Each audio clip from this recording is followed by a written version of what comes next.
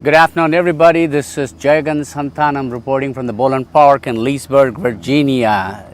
This is the first game, the afternoon game of the Under-19 tournament is about to get underway. I am reporting from the game between Virginia Vikings versus NC Gladiators.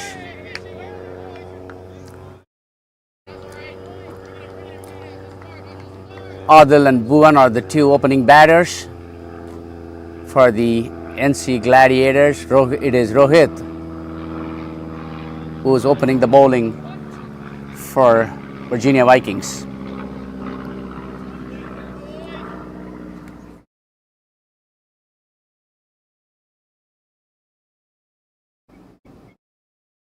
For sure, it's a very, very wide outside the off stump. It gets a wide. And with that, the Gladiators open their account. One on the board through an extra.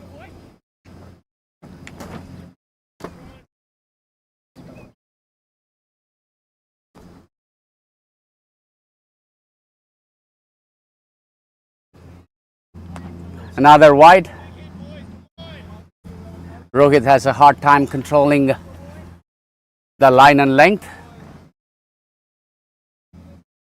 All three balls have been a little further away from the batter, but the second and third have been called a wide.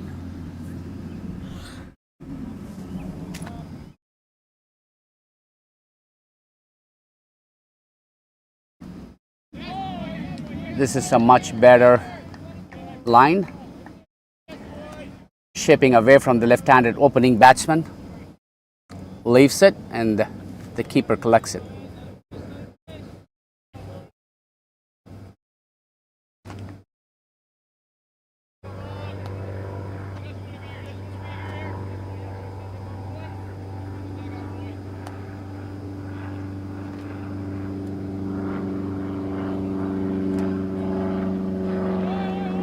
Another wide, the batsman throwing the bat at it, but it's a wide ball. One more extra run.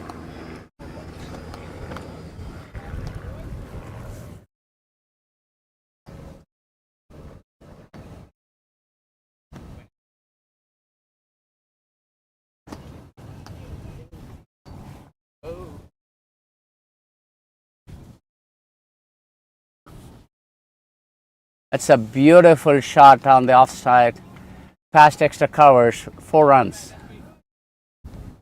The bowler bowled a little bit further away from the batter. The batter cover drove it beautifully to the extra cover fence for 4 runs. 8 without loss. Only 2 legal balls have been bowled so far.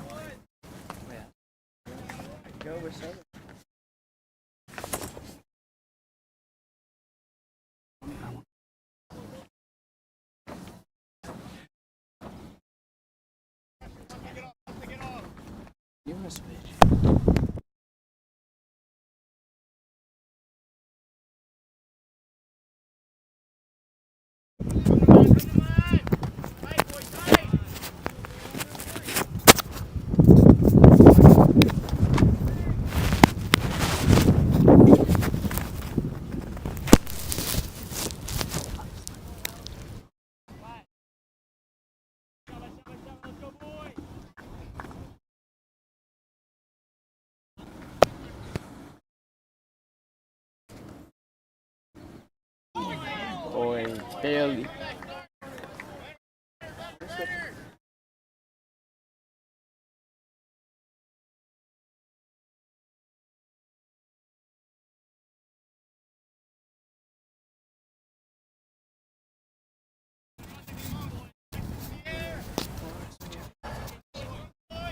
There have been way too many wides to give away in the first over. It's 9 without loss. Still 3 more balls to go. Oh, Another loose ball outside the Aston. The batsman threw his bat at it. catch was the call, but barely missed.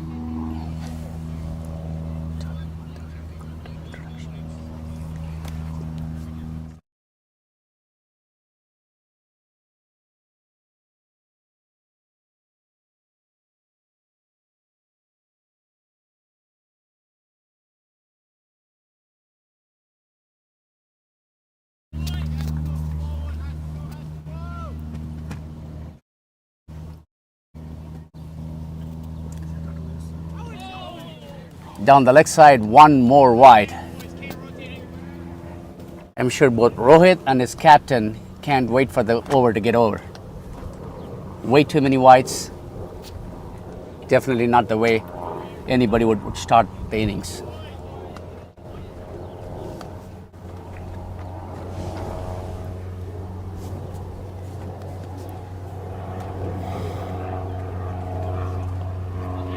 Shot of a length pulled, and if they went for one and they're coming back for the second, and that's all they're going to get. 2 runs, 2 more to the total.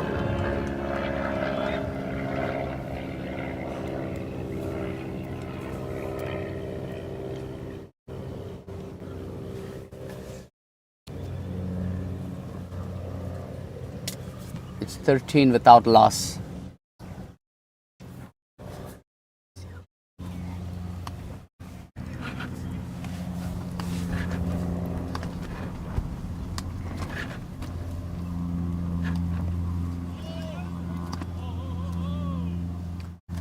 One more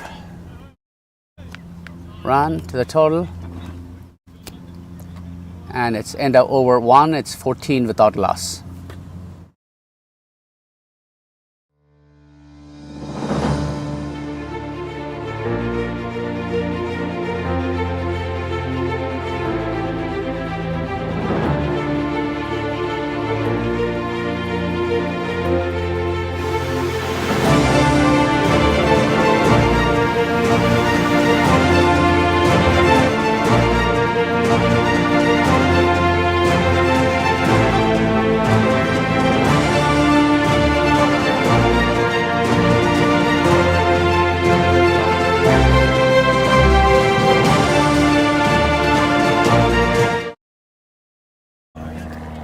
All right, I am fortunate enough to have this young gentleman from the Virginia Vikings team. Abhinav, he walked up to me and asked if he could help me out with commentary.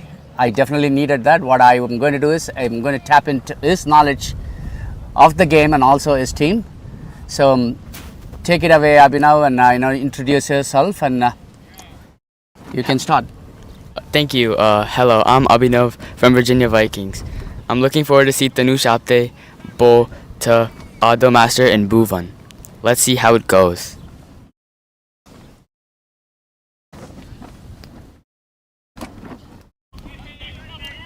A good seam delivery by Tanush Apte, left away by Adil Master.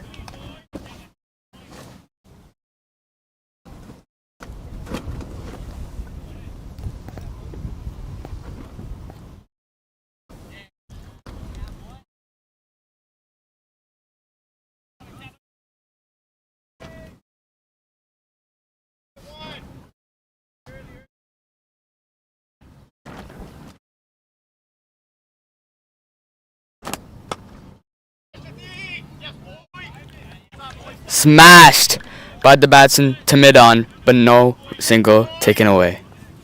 Dot ball. Tanush Apte with a fiery run-up, looking to deliver the ball onto the stumps, but the ball is not picking up.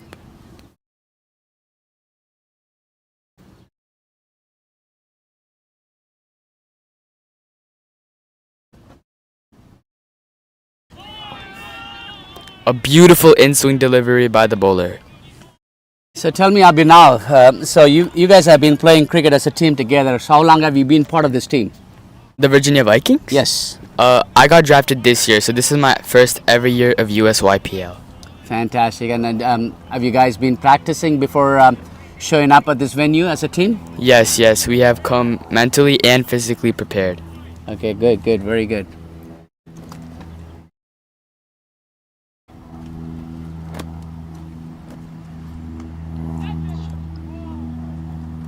That was a short racing delivery, and the batsman just cuts it over the infield all the way to the third man who's patrolling the boundary, and the batter gets a single.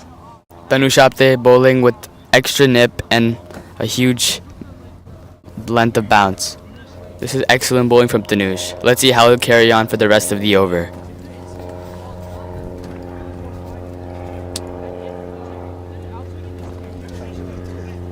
Is Tanusha the quickest bowler in your team?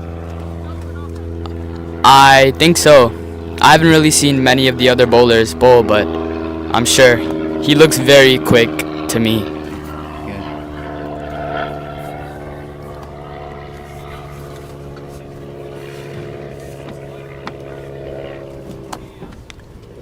Does the team have enough slow bowling resources to bowl in the middle overs? I'm sure Rohit Vijala is pretty slow, so he can get the pop-ups in the air. And What does he bowl? Is a right arm, left arm spinner? he's a right arm pacer. He's the first bowler. Oh, okay, the first bowler. Yeah, but he could get some pop-ups.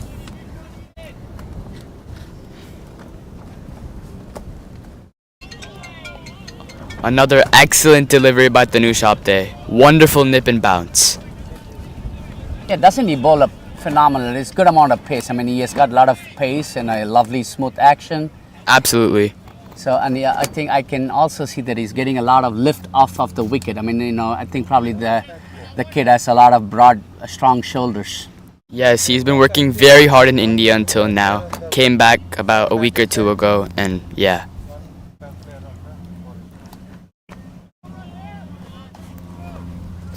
Played away onto the onside for a single, and the score is 15 without loss, or 16 without loss at the end of 2 overs.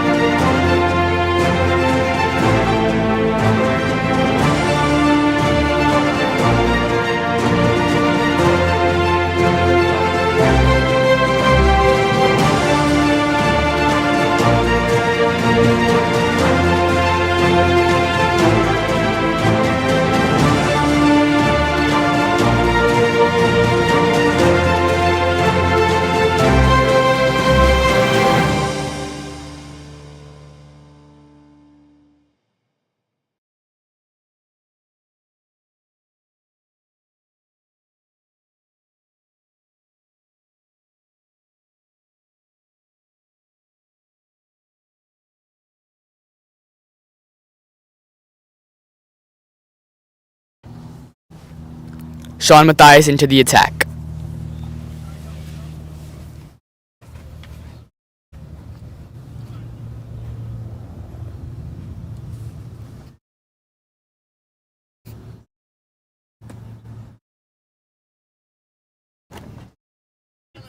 The bowler who bowled his first over from the other end, was it Rohit?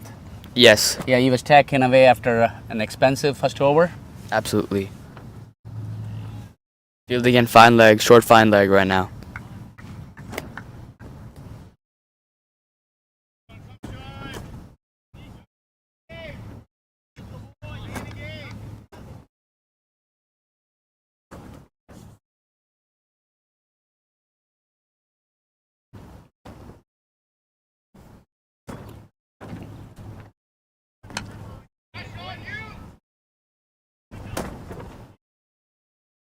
Yes is the call. The ball with a bit of in-swing, but the batsman hit it to mid-on for a quick single.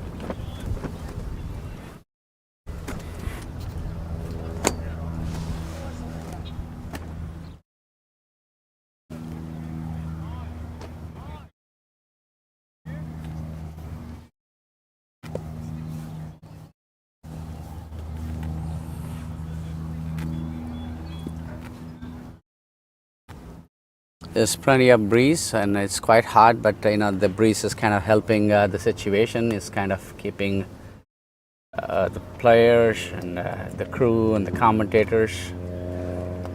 Yeah. It's a beautiful away swinging delivery and a comprehensively beaten, and a magnificent ball moving, pitching on and around the middle stump and moving away from the right-hander, and the batsman was beaten all ends up. This wicket seems to have plenty of bounce added to the ball. Must be an advantage for the bowlers. You're spot on. I watched the game, the day game this morning. There was, everybody that polled with a good amount of shoulder and pace was able to get a plenty of carry off on this wicket. Absolutely. As you can see from the last ball bowled, beautiful delivery with the pitch helping.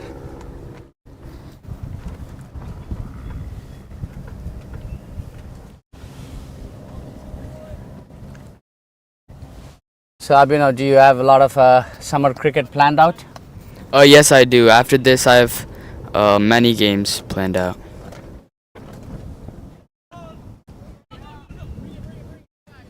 Do you guys go take any coaching from anybody, or you spend most of your time playing the game? Yeah, we have coaching from our academies, and we played the games that are handed out to us. Fantastic. And I believe you guys travel around quite a bit, right? Yeah, we do. What do you think of the prospects of cricket in America? Oh yeah, it's wonderful. Plenty of amazing cricketers from around the USA. That was a magnificent shot. The ball was right there on the block hole, meant to be hit, and the batsman did not even hesitate. He went with the shot and cleared the fielder.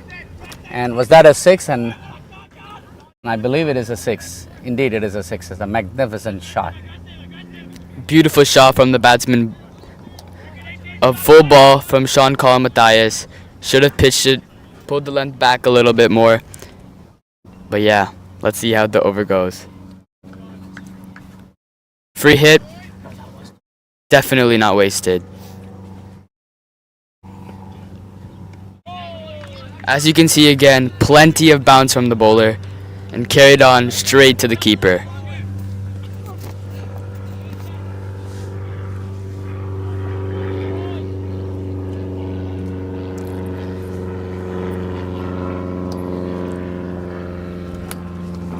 Well, so far we have seen some good, fiery, fast bowling, but there is runs also on the board.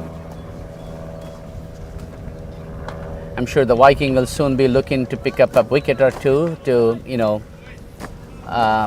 stop the Gladiators from marching ahead and, ending up with a bigger total. Yep. A perfect over other than that six and the no ball. It's end of 3, 24 without a loss. The Root Academy is all about finding ways to encourage people to play more cricket. By making cricket fun, we think we can increase the take-up and retention of players. We want to intensify the experience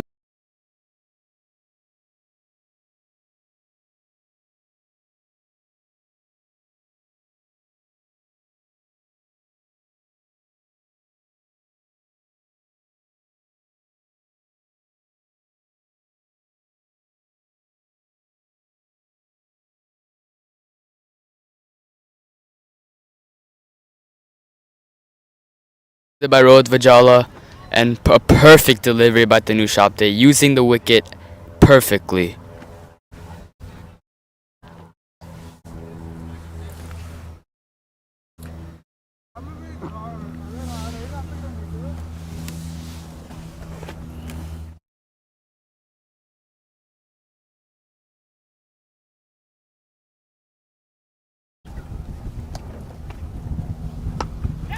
A beautiful cover, magnificently fielded.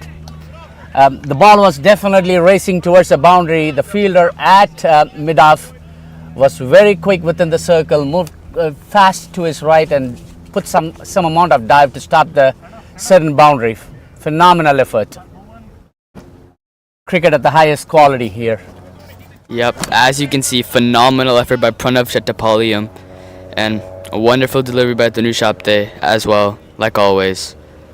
Let's see how this fight continues to go.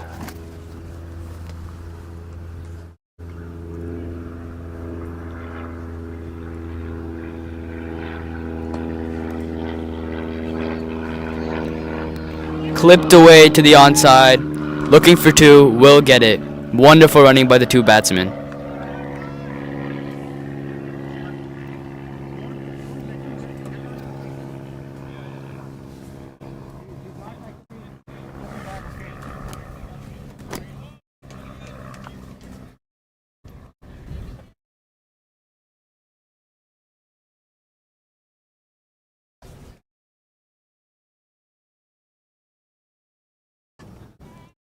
catches the call.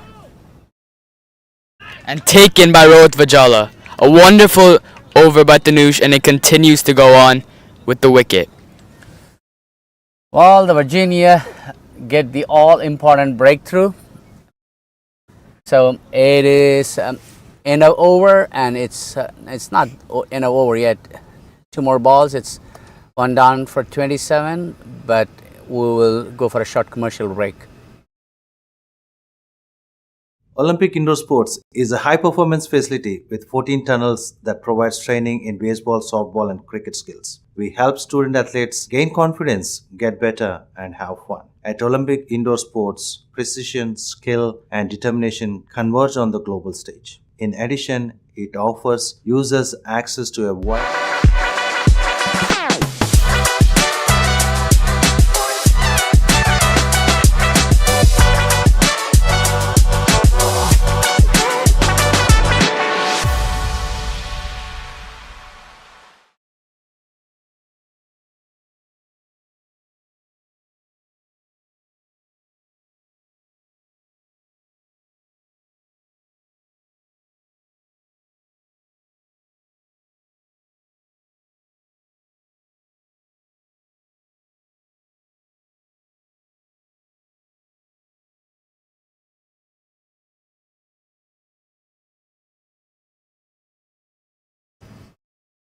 Tanush Apte has 2 more balls to finish this over. Let's see if he finishes strong. He definitely gave his team an all-important breakthrough. Swing and a miss by the batsman, just fishing across the line of the ball. Dot ball.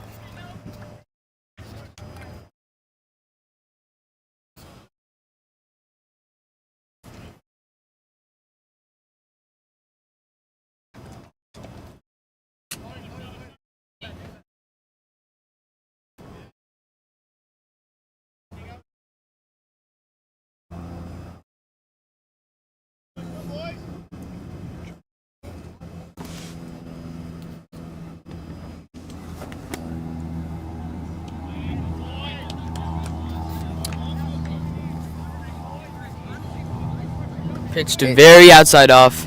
Dot ball given, and a wonderful over by the bowler. It's end of over 4. It is 27 for the loss of 1 wicket.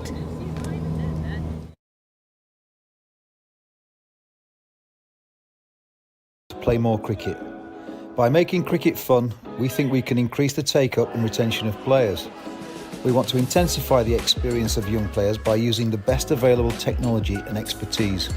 The Root Academy provides opportunities for cricketers of any age, gender, race, ability and location to play and enjoy cricket.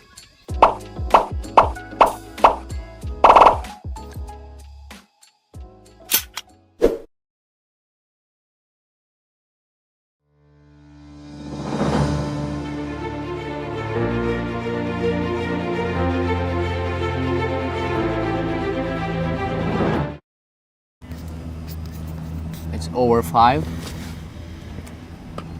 A beautiful cover drive. What a lovely follow through of the bat. Very minimal effort.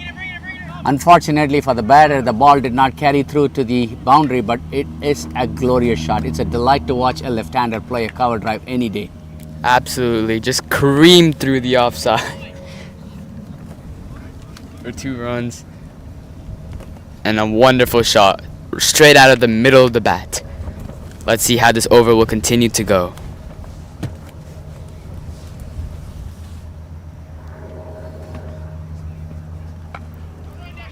A short pitch delivery onto the body. The batter. Very minimal effort from Sean Matthias, and the batters will take 1 run.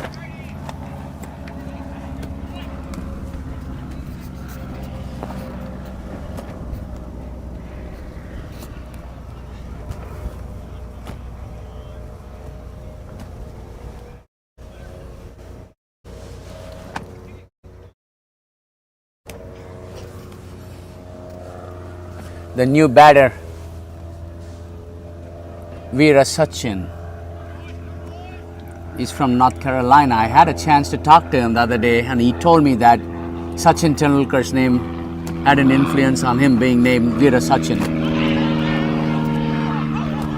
A huge appeal by the team. No appeal given back. It's a magnificent ball. I thought the batter was clearly beaten. All ends up. It's very difficult to say if he edged it or not, but I'm sure the umpire had a better look than I do. But, the batsman will definitely, be very cautious when he takes strike in the next ball, because that was one hell of a delivery. It's a lovely ball.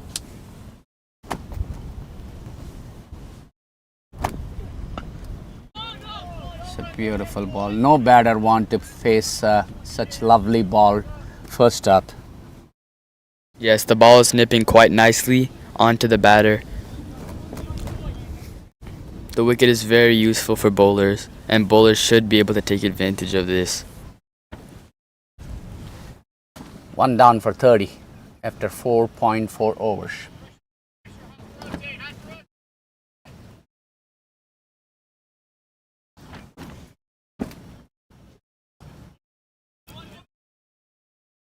This was a ball on the leg stump, meant to be put away, and the batsman just gets a single. It's 31 for 1.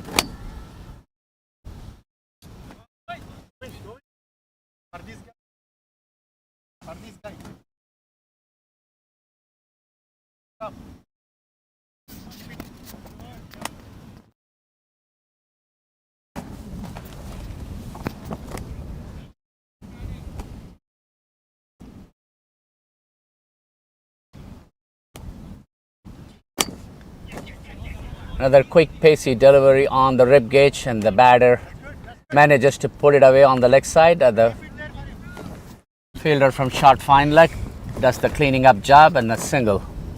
And it's end of over 5. It's 1 down for 32.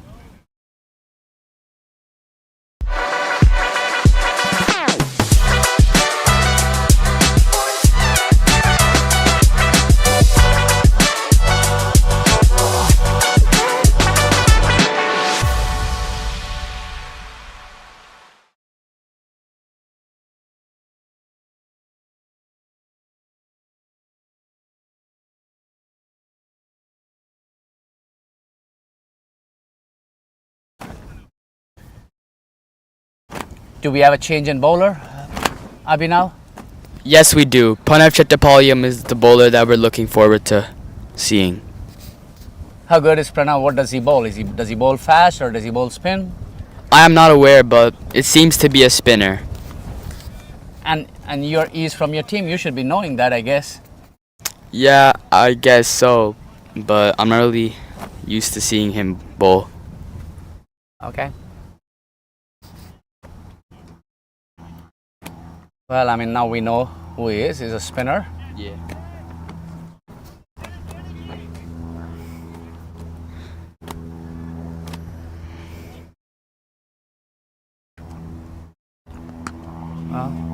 A finger spinner.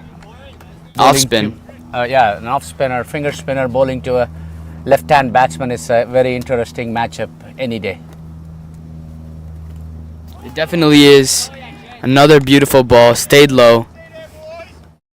I think he's not someone who's going to rely too much on the flight. He's pushing the ball through as quick as possible. That's like most T20 bowlers do these days. Wonderful shot. In the gap. Let's see. 4 runs given to the call. Well, there was a bit of air, and the batter was not afraid to take his chances, and he went through with the shot, and he managed to put it in the safest area where there's no fielder. 1 bounce into the boundary, 4 runs. Yeah, just turning the bat slightly away to keep the ball wider and away from the fielder at long off. Adil seems to be finding his groove slowly.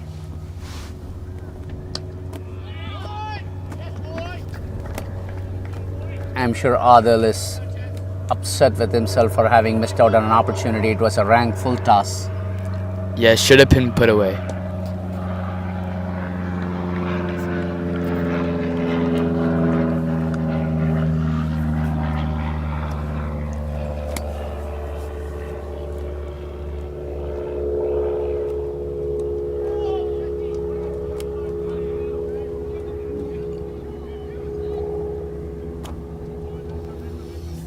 Well, pretty streaky. I mean, the ball took an edge and went to the third man area. There's nobody there. The fielder from point had to go fetch it, not before 2 runs being taken. Yeah, a bit of luck added to the batsman. Looks like it's the batsman's day today. It end of over 6 is 38 for 1. The Root Academy is all about finding ways to encourage people to play more cricket.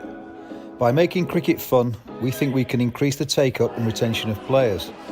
We want to intensify the experience of young players by using the best available technology and expertise. The Root Academy provides opportunities for cricketers of any age, gender, race, ability and location to play and enjoy cricket.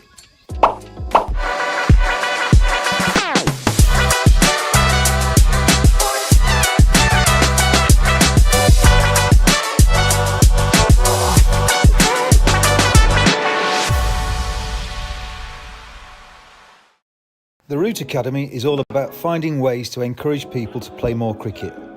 By making cricket fun, we think we can increase the take-up and retention of players.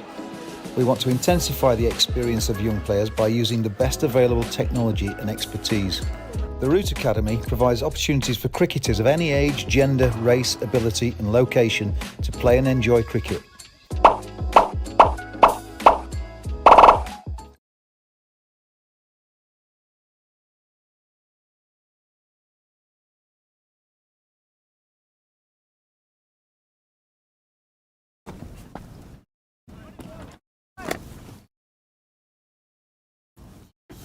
A very nice nudge onto the onside, a single.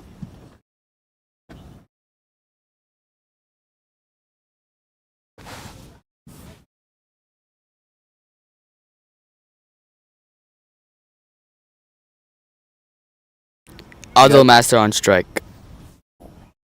Venkat Mahesh bowling from the other end. So you have slow bowlers operating from both sides.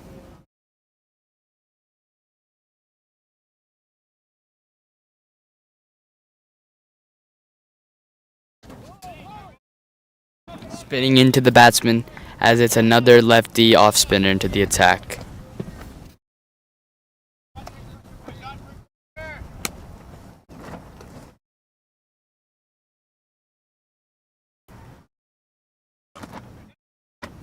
That was a magnificent shot. For a moment I thought there's a catch. The fielder had extra cover, jumped as far as he could, but the ball went over his head. Unfortunately, there was a fielder from the sweeper who was able to cover the ground. So close, yet so far from the fielder it covers.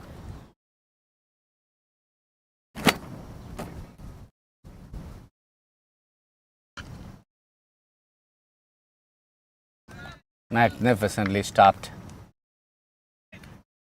Put his body on it. Oh. Yeah, could have been more than 1 run, but he put his body and stopped. Phenomenal effort.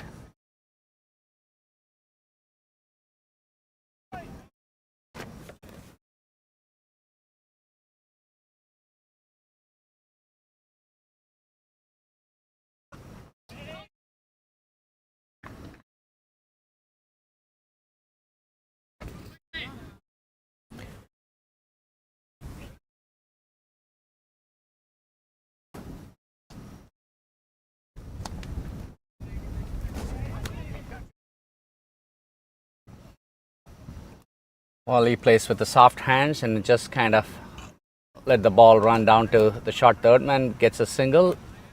A pretty tidy over, I would say. And it's end of 7. It is 44 for 1.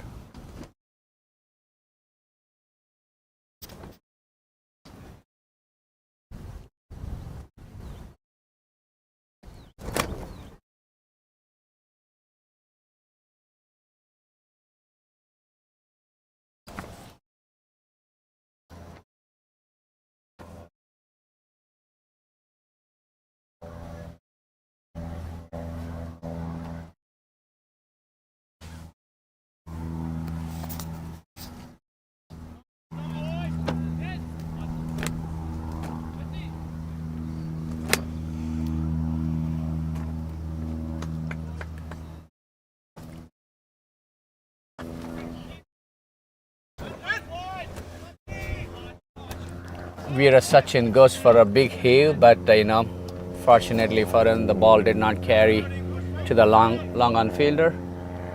Gets a single. Yeah, played with the spin there. Tried to hit over cow corner, but couldn't middle it fully. Only a single to long on.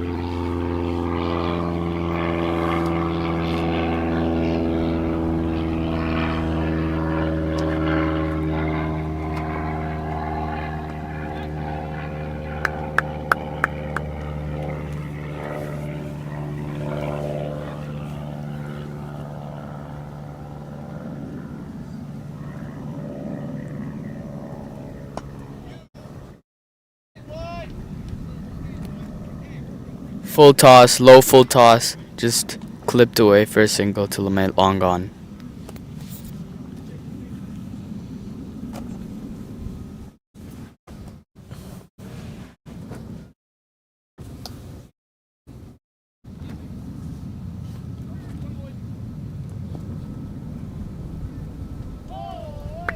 Again, tried to play cross bat with the spin, but just could not connect.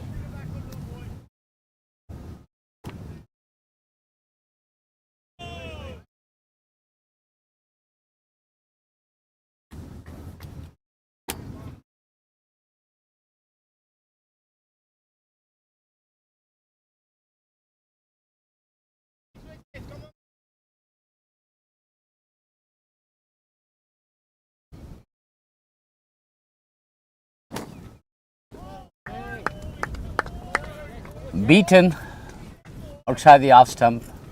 I think the batter trying to run the ball down to the third man. Goes for a big eve. And how lucky can he get? The ball lands in no man's land. There are three fielders that are converging, but the ball picks a spot in between all three of them, and the batters managed to get 2 runs in the process. Another cross bat shot, but just lands in no man's land.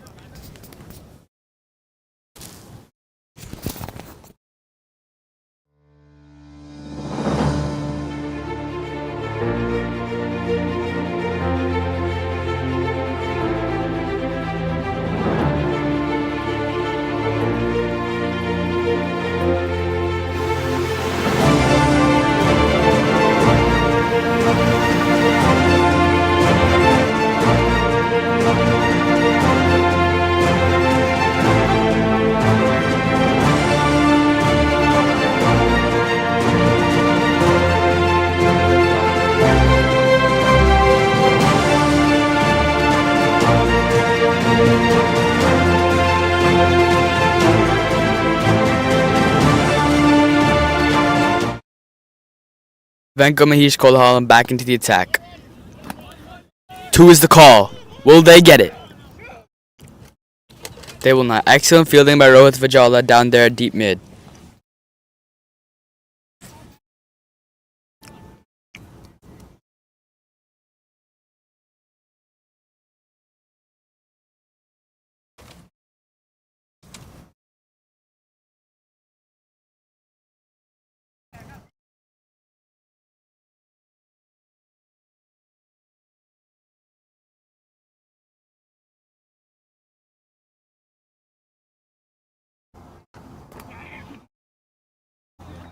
Oh. Cut away to deep point. 2 runs added to the scorecard. Well, there was a misfield for sure. There was an opportunity to have stopped the ball, but I think the misfield has given away 2 runs to Veera Sachin.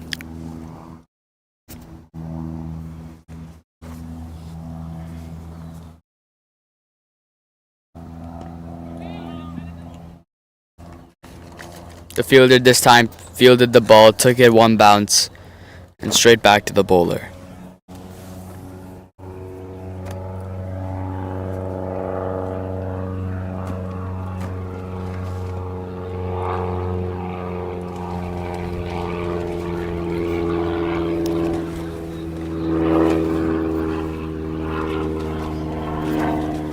The bowler has been quite successful so far in tying the batsman down, not allowing a lot of room to play his shots. So We've been getting just the ones and the occasional twos, not boundaries. I think it's time the Gladiators should start thinking about taking some risks. Another dot ball.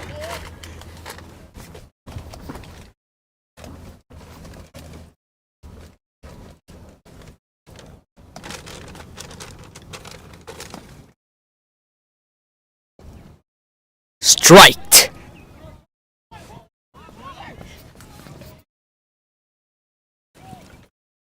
And 2 runs added to the scorecard.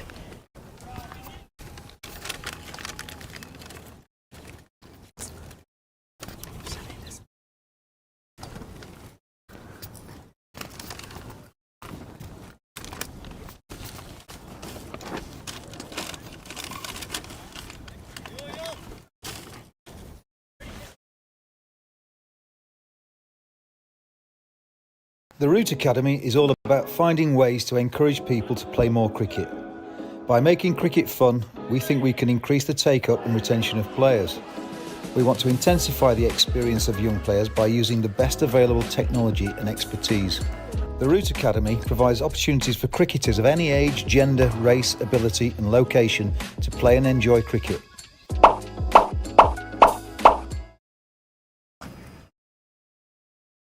Pumped down the ground for a single. Veera Sachin carrying on a slow innings here. Needs to start accelerating.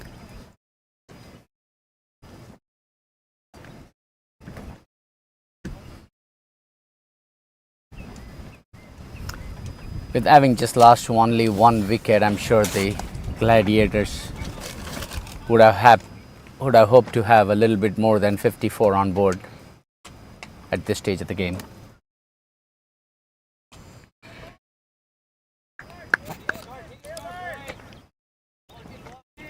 Many dot balls piling up. Batsmen just staying in their crease and hitting the ball.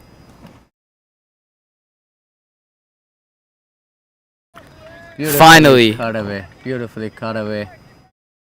They get 2 runs. Beautiful fielding by Atiya and Lakshman.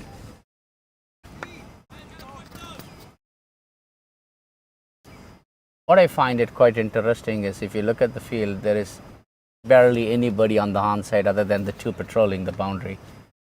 So I'm wondering why can't the batsman just play the ball in front of the wicket on the on side and get a 1 or even a 2. That's a good point. Batsmen not looking at that. Need to take that into account.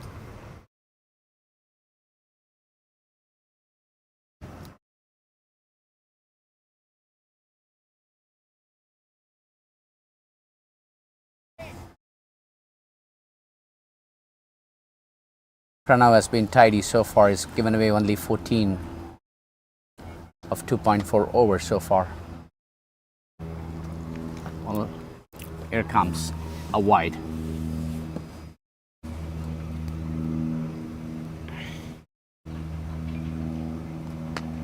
He pushes one through very quickly. The batter seemed to be up for it. Run out chance. Not given. Beautiful running by the 2 batsmen. That was quick too. You know, the batter played it and he knew it was going to be a 2 and he called it, I think, right when he got out of the crease. So the non-striker responded to him very well. 2 very quick runs.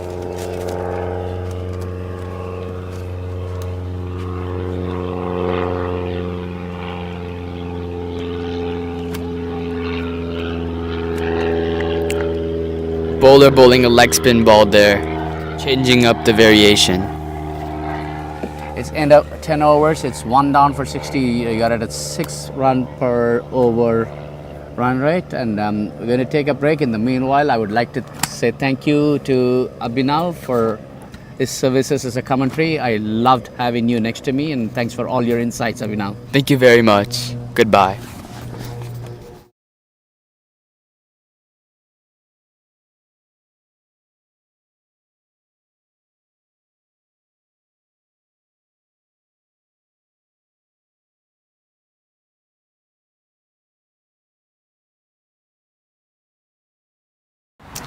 Hi, my name is William Gardner and I'm from Hertfordshire, which is just north of London, and I'm out here for the Root Academy. Hi, my name is Mark Sidhu. I'm from the US and I came to the Root Academy in October. Hi, my name's Charlie Rogers. I'm from Norwich, England, and I've been on the Root Academy for 10 weeks. And it's been a really amazing and enlightening experience for me personally, coming from an intense sort of schooling background of cricket, where I'm really looking to improve all aspects of my game to try and get to the next level. I've been here from last 5 months. It's been a great experience. I learned a lot. Either is mental, back in US is pretty different because we play on a hard wicket, and then games over there it's not like really different than here, and then coaches are really different and techniques are really different. I've really enjoyed the competitiveness and the intensity of the net sessions, and also the fitness element of the camp. The hardest thing was here is a snake pit. We don't have it back in the US at all. It's really hard to doing it, but I've been through it, so it was a good time. The bit I found most challenging was I started with 3 ducks, and then the week after I got 100 not out. So learning from Sean and the coaches how to bounce back from a poor start is very important, and it's the biggest thing that I've learned on the academy. Andrew Zess was like the coach. He helped me a lot, and then with my batting, because I wasn't really good on my leg side, but when I really came here in October, but now I can play on the leg side really good. And then Sean helped me a lot with my mindset. Every week we train with Graham Winter for mindful cricket, and that's been really important because it's introduced a new part of my game which I didn't realise was so important. Yeah, I would 100% recommend the academy to anyone looking to build on their cricketing techniques, mental preparation, and then game time as well. The coaching out here is second to none. It's really worth your time. So since I've been here, I learned a lot about my game, and then mental aspect, and then my go-to plan helped me a lot.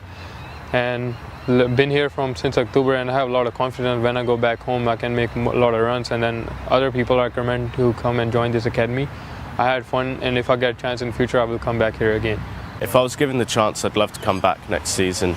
I would definitely recommend it to anyone, as it's improved my game massively. And going home, I feel so much more confident in what I'm doing.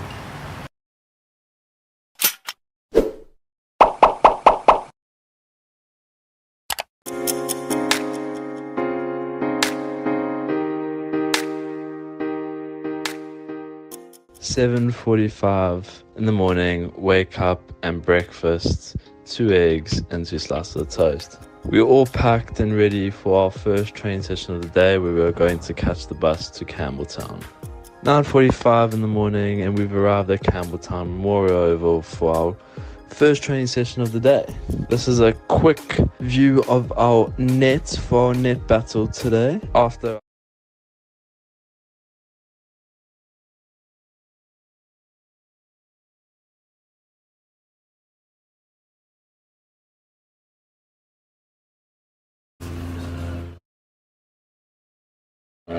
Welcome back.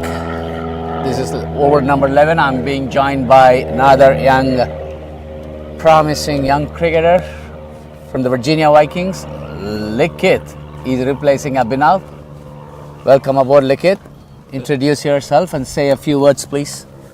Hi, I'm Likit. I play for the Virginia Vikings U19 team. Yeah. Don't feel shy, okay? Yeah, I mean, this game has been it's been a bowler's dream for now. As we see many dot balls going on right now, and not that many singles or boundaries coming. That's a good observation. I mean, I tell you, it's not been easy. I watched the game in the morning, so I expected a lot of runs coming, but it's been, bowlers who've been calling the shots in both games so far.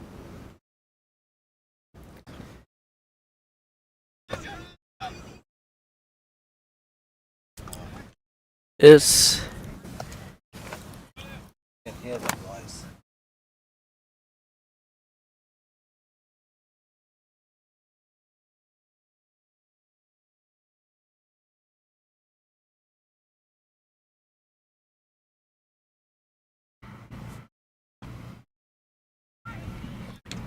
Well, that's a easy single pushed past the shot mid wicket fielder down to long on for a single. Although they're getting some singles, the score right now for NC hasn't been the greatest. They really need to take more risks and get more runs here, as dot balls are really piling up over here. Look, so you're from Virginia Vikings. What do you think would have been the instructions during the drink break to your team? I think Virginia Vikings will try to pick up more wickets, even though the score is not that much. If they can, since they're already restricting, if they're able to get more wickets, like how they just did, they'll definitely be able to pile up an even lower score. There was a good stomping, and I tell you, Veera Sachin has not been, able to get going. So obviously he had to take his chances, and I took one, and obviously did not come through. So good, smart work by the wicket keeper from behind the stumps. So I'm sure Gladiators have to find a way to move forward and push ahead, because runs need to start coming at a far more brisker pace than it is so far. As you can tell from that shot, that was definitely a pressured shot there. I don't think that's really his best today, but he could definitely come back later games. Yeah, I heard he's a very promising young talent. Who's the next batter?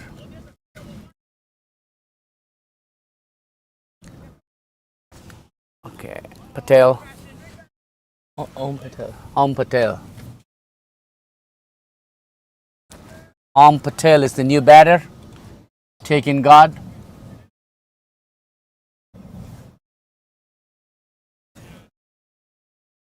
Govind picks up a wicket in his very first over. Let's see if he continues to impress.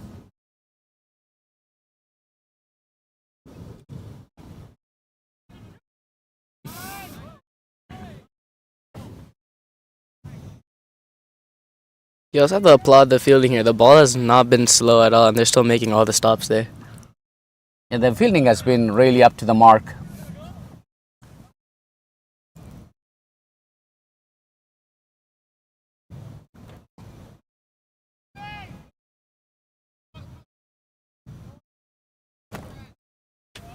That was a quick single. First signs of kind of slopping fielding here, but the way they've been going, singles won't be enough for NC either.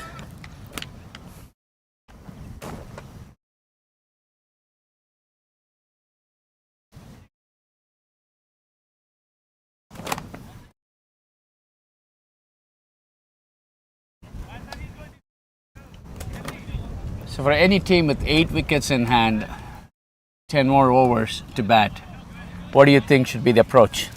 I think seeing that the run rate is definitely on the lower side here, I think it's time for them to take more chances, as they definitely need more runs than 5 runs per over, as that could be a very easy chase for any team at this level.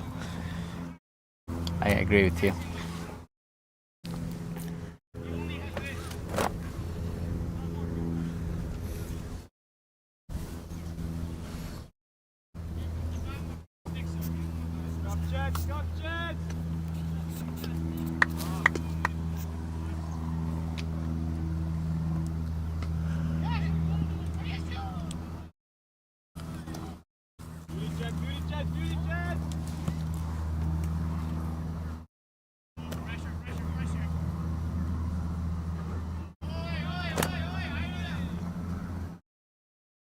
What is the idea?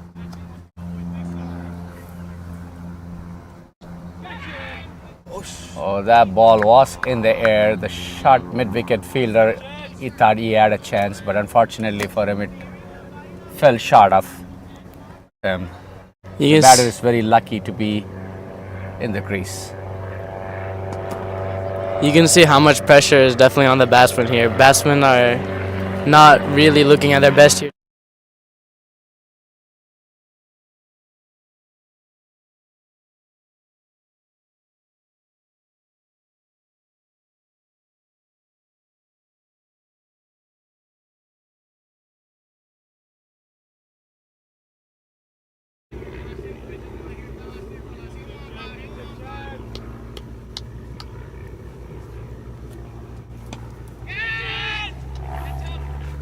Here's a chance to be taken, and he gets his wicket caught in the deep.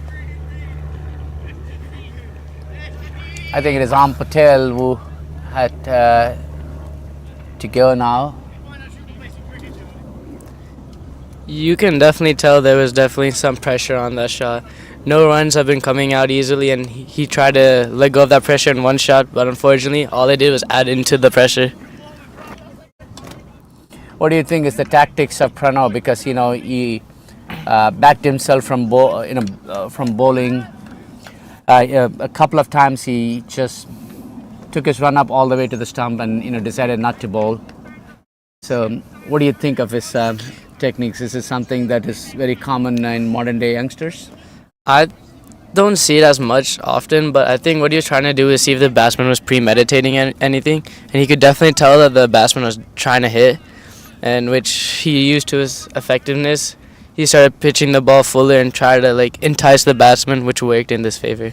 Is this something that your coaches, modern day coaches, would approve of such technique, or because to me this seems like against the spirit of the game? I mean, the spirit of the game is not this is just a tactic, I feel like, in this situation, as he was just trying to see if the batsman was attempting a big shot, which I think was more like smart bowling than out of spirit. But what happens if the batter backs away? Then I think that's something the umpires have to get. I think if the game is not going on smoothly and not fast enough, I think the umpires will probably get into the game and talk with it. Because Pranav has done this on 3 or 4 occasions this over. I mean, Pranav's not a regular bowler either. He's usually actually wicket keeps, but so maybe he is having some general problem with his run up. Gotcha.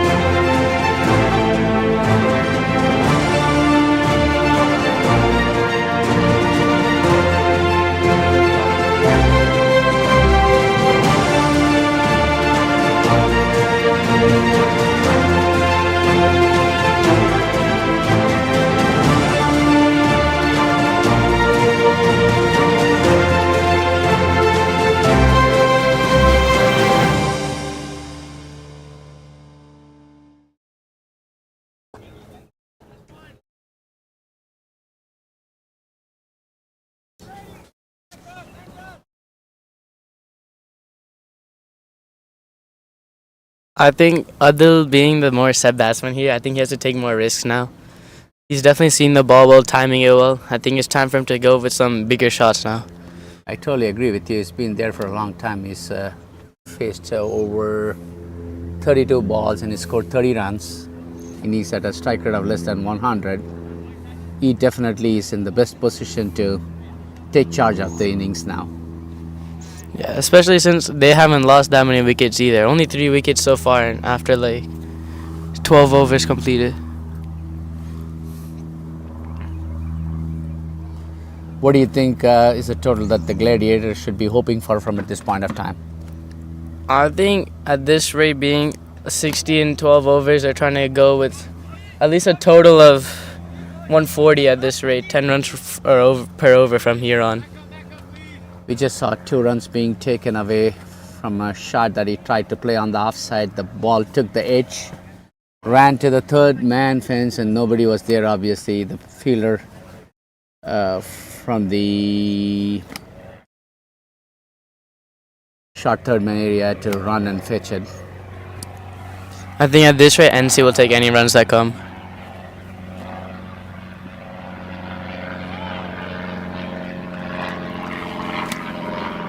Looks like some extra turn on that ball, and he's definitely missed it.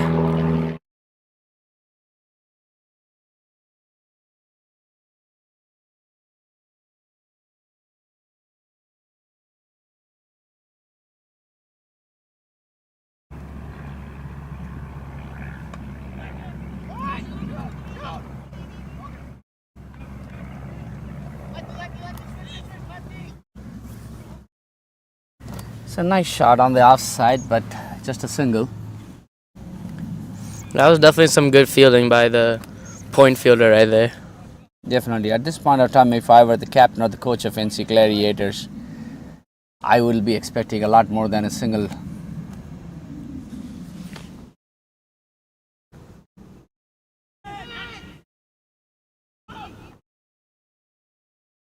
A lovely effort. I thought it was taken on the first bounce.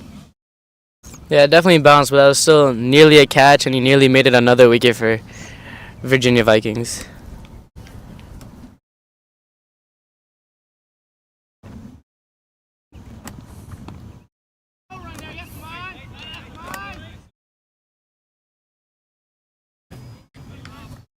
The fielding has been pretty sharp so far, and it is 63 for 3 at the end of 13 overs.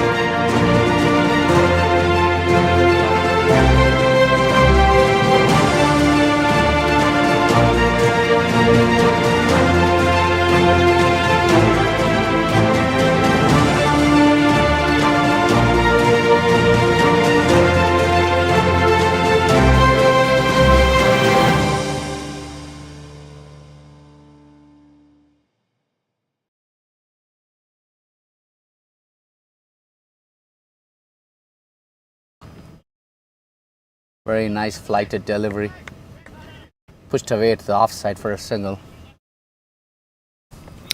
I think the NC players are definitely too defensive for the situation they're in. They're not playing a 30 or 40 over match here. They're playing a T20 match here, and the run rate hasn't been the best for them.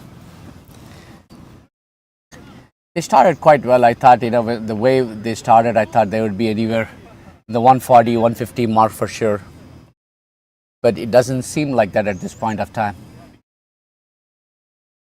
Yeah, especially for getting off to a good start with 14 runs on the first over. Ever since then, the next 11 overs have only gone for, or 12 overs have only gone for some 50 odd runs here. That said, finally he gets out, trying to force the ball on the offside, takes the edge, and the fielder at the short third man completes a simple catch. So the said batsman, Adil, has to depart, but he's definitely not been able to get going well. You can definitely tell the pressure has gotten to Adil over here. Without any score going on, he really needed to try something new here, but unfortunately, it came with his wicket. The Root Academy is all about finding ways to encourage people to play more cricket. By making cricket fun, we think we can increase the take-up and retention of players. We want to intensify the experience of young players by using the best available technology and expertise. The Root Academy provides opportunities for cricketers of any age, gender, race, ability and location to play and enjoy cricket.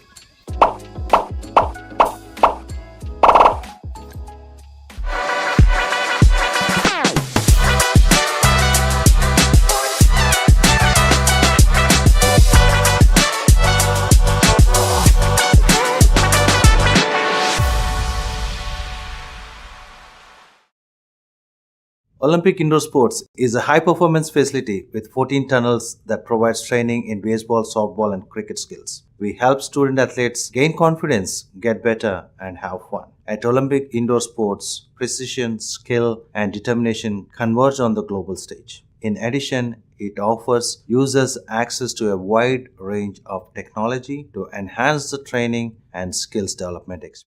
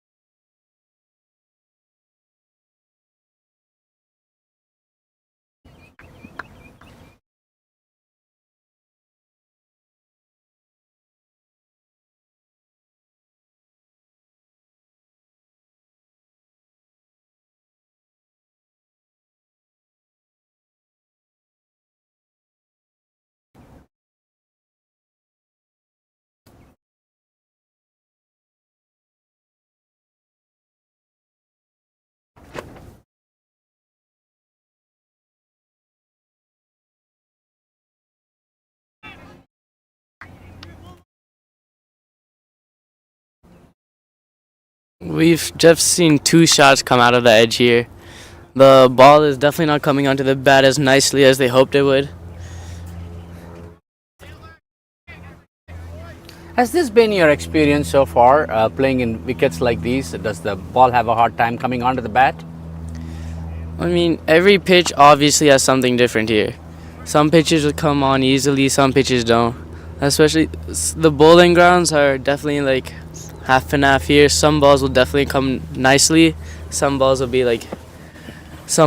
come as nicely. It really just depends on where the ball pitches. I've seen 2 games today, and some of the pacers, when they bowled, there was a lot of nice lift and carry. And all of a sudden, the ball seemed to stop and come, and I don't know why. Yeah, especially in the same thing happened in our game too. The pacers were definitely, when the pace bowlers were bowling, the ball was definitely coming nicer onto the bat. But both teams, even our bowling, once the spinners came in, the run rate really became lower after the spinners' spells. All said and done, there is absolutely no momentum to this batting. You have 2 new batters at the crease, and it's been very, very slow so far, and I don't see any intent or initiative from any of the batters so far. If NC keeps going with this intent, I honestly don't think they'll get to a really big score here.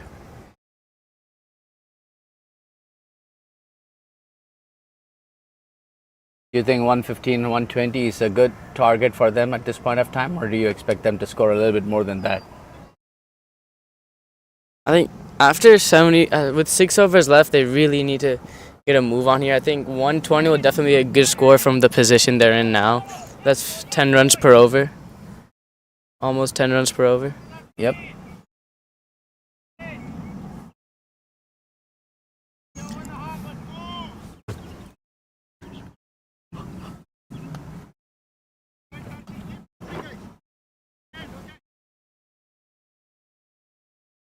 The NC players have only hit 3 boundaries during this entire inning so far. I think that really tells something about the NC intent here.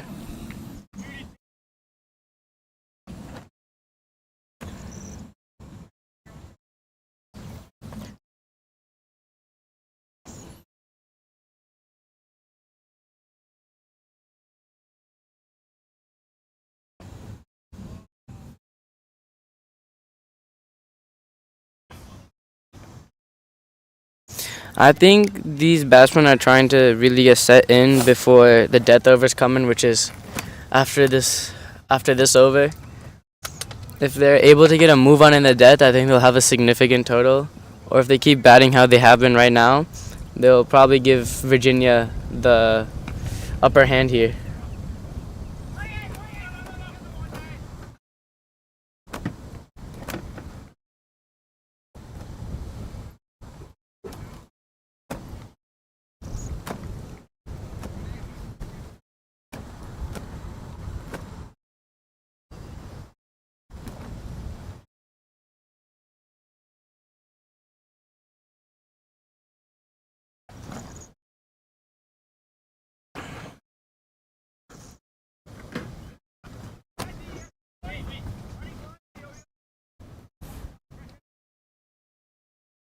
Another dot ball here. Dot ball's really coming in bundles now here.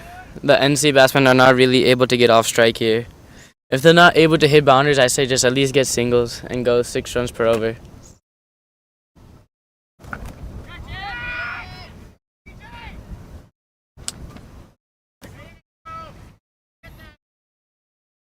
The ball was certainly on the air. There was call for a catch, but definitely the ball was not carrying to the fielder in the deep.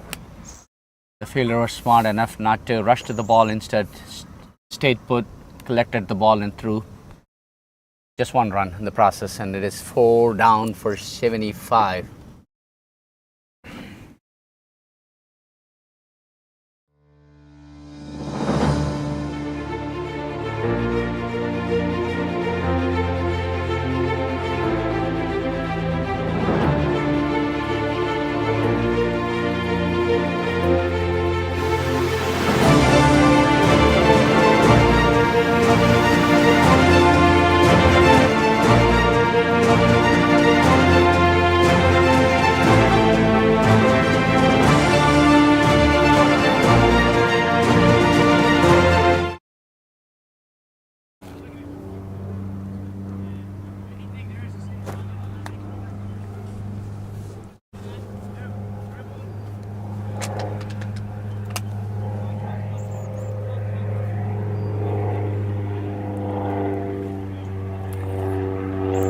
With these last 5 overs or the death overs coming up, the NC players will definitely be looking to try to score more runs.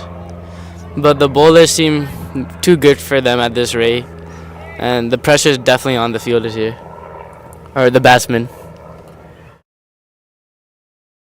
Yeah, the Vikings seem to have done a phenomenal job of bowling in the right areas, forcing the NC batters, to settle down for a single or a dot ball in most occasions. There have been a plenty of dot balls, so I wish the batters have a plan here. At least made sure that they take a single of every ball and score the occasional boundary, because like you said a while ago, anything less than 10 runs over is not going to make the cut. Another dot ball. As more of these dot balls keep coming up, the NC players will definitely have some pressure on them while they're bowling. If they have a low total to defend here, it'll definitely be a problem for them.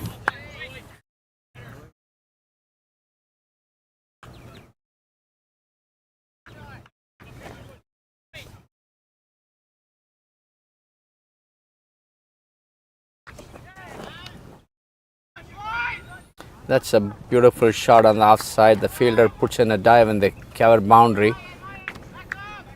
stops the ball, and 2 runs as a result. Something you can tell about this Virginia Vikings is their energy has never gone down while they're fielding. I think that's why their bowling has been on point here, and their fielding has definitely been on point too. The Root Academy is all about finding ways to encourage people to play more cricket. By making cricket fun, we think we can increase the take-up and retention of players. We want to intensify the experience of young players by using the best available technology and expertise. The Root Academy provides opportunities for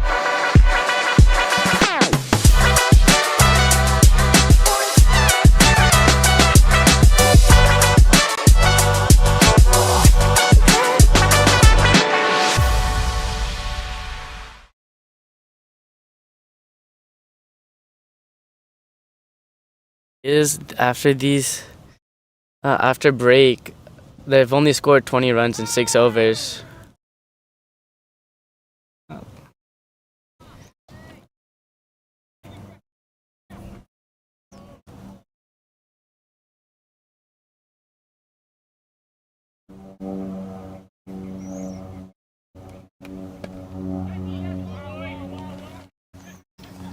NC will definitely want to get to at least 120 if they want to have a considerable chance to defend the total here.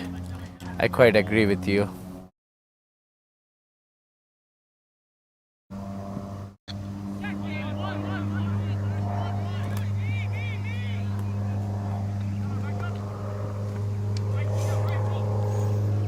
The Gladiators have a very, very hard time clearing the boundary. There have been some big shots, but they hardly travel, or they travel straight to the fielder in the deep. They've not been able to pick any open areas. So credit to Virginia's, bowling and also the energy levels on the field.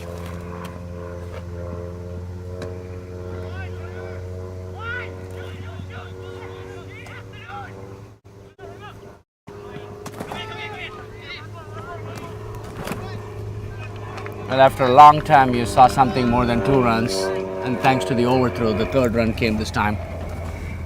I think finally the NC players are trying to put intent. If they're not able to get the boundary, at least get intent with their running. And if you get 2 runs per ball, that's still a pretty good run rate over there. The biggest problem is their ability to be able to run to every ball. Yeah, it's definitely. They need to have some really good stamina for that to happen. In this format of the cricket, definitely, there are 2 things that needs to happen. One is, there should not be many dot balls to start with. And, you need to have those occasional boundaries come in every over or 2, right? More so, a couple of them in each over towards the end overs. If you don't have those, obviously you're not going to see the total that you want to see. It's not like you need multiple boundaries per over too. Just 1 boundary per over will definitely be good total here. And the frustration comes again as the batsman tries to play across the line here, and it's a plumb LBW here. Yep, it was a straightforward decision for the umpire to call, and as LBW, he tried to just sweep, right? Obviously, made no connection. The ball was going to hit the stumps. He's LBW. It's 5 down for 85.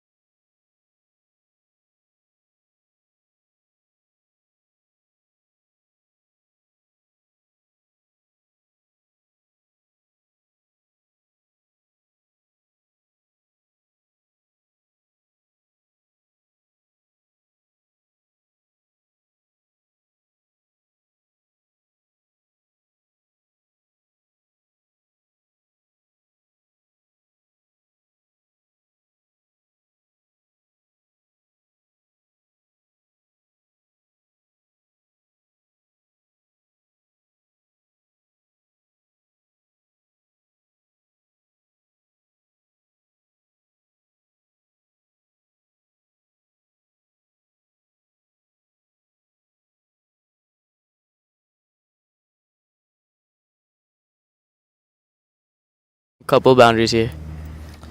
Well, at this rate, it's hard for me to believe they'll score anything more than 110, 115.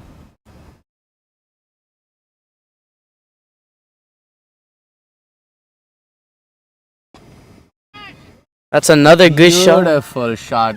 Lovely follow through. The ball was in the air for a little bit, but it did not matter because there were no players anywhere there. It's a beautiful free flowing boundary. Last ball, the last ball of the over. The Root Academy is all about finding ways to encourage people to play more cricket. By making cricket fun, we think we can increase the take-up and retention of players. We want to intensify the experience of young players by using the best available technology and expertise. The Root Academy provides opportunities for cricketers of any age, gender, race, ability and location to play and enjoy cricket.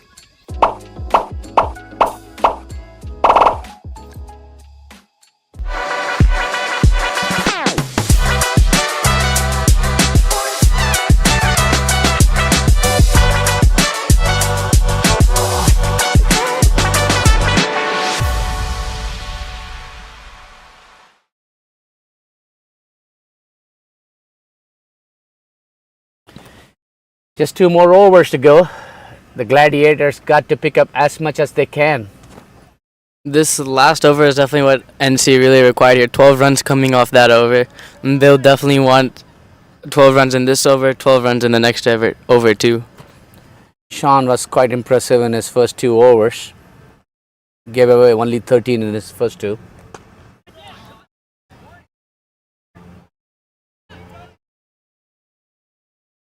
What I like about these two is they at least have the intent to score some runs. They've been running between the wickets very hard. Some of the ones have been converted into 2s, and that's the way it should be. Yeah, that was definitely good running from the NC batsman here.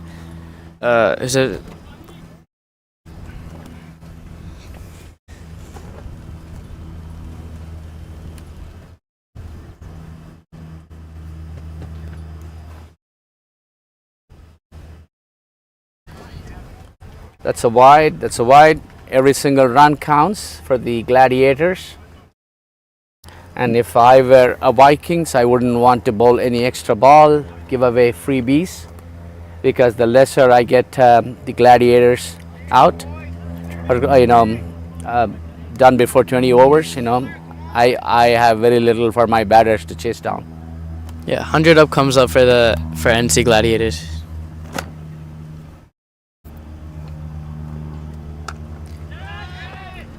That's a big shot. Is it meant to be taken? Yes, it is. And it was the batsman held out to the fielder at deep mid wicket, who gets very nicely under the ball, keeps his eyes on it, and takes the catch without making a mess.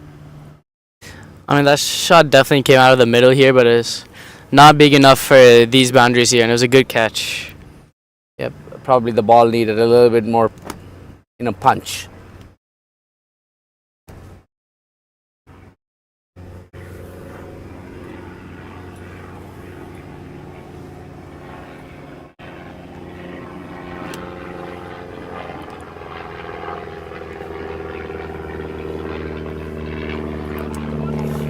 I played with this batsman last year in last year's edition of USYPL. He's definitely able to hit from first ball, but under this pressure, we have to see how he works. You mean Ritvik? Yeah, Ritvik Uppity. Oh, fantastic. So I look forward to it then.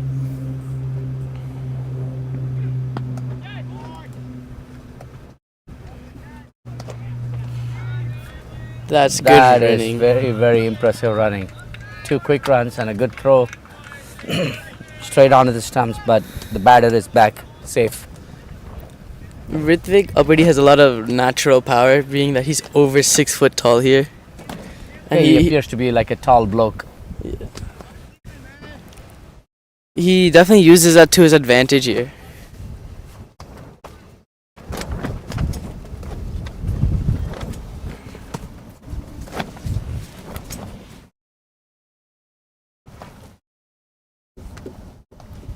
Some intent finally being shown by the NC batsman here, though. Finally. I wish they had done a little bit longer, rather a little bit earlier. Let's see if he gets a catch, and he gets one, and Ritvik had to leave, make way.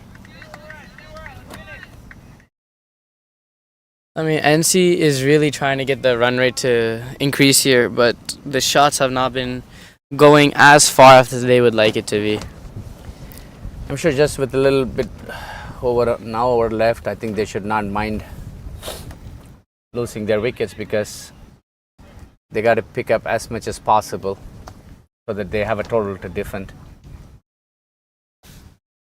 Something interesting about this Virginia Vikings bowling too is they have actually bowled with 2 keepers here. Oh, really? Yeah. Pranav Chattopalyam and Govind Mohandas are both keepers, and they've both ended up bowling with less than a 5 economy in this game. Did they swap wicket-keeping duties? Yeah, so Govind kept the first 10 overs, and then now the current keeper is Parin Herman. Oh, I didn't notice that. Sean has two wickets in this over so far.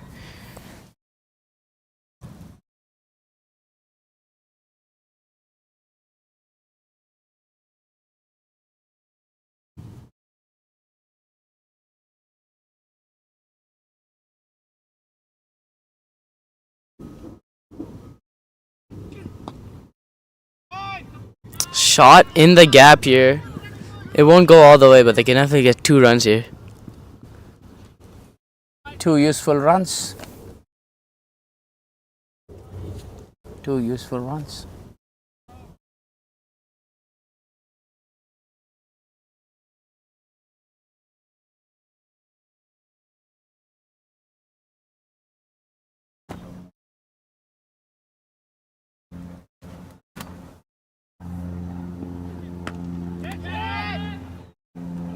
Shot for catch it, and he does it. He catches it right on the mid-wicket boundary. That's his second catch in this over itself. Sean picks up 3 wickets in this over, but it definitely shows the intent of NC, but it's definitely not what NC need right now, as they have 2 wickets left, meaning the tail enders are in to bat the final over.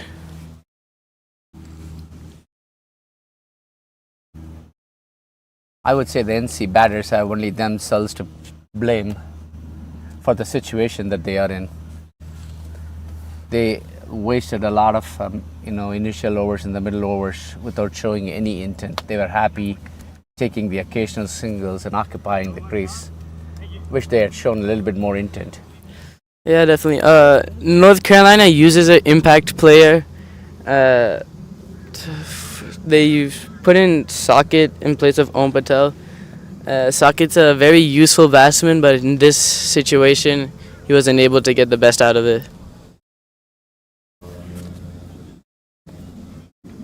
I did not realize that this tournament had the impact player rule.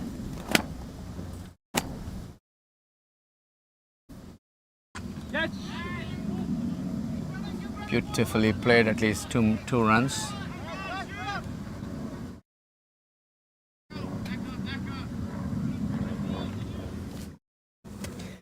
Tanush has been bowling well, except this last over. And this over has already started off with a high with 2 runs coming off the first ball.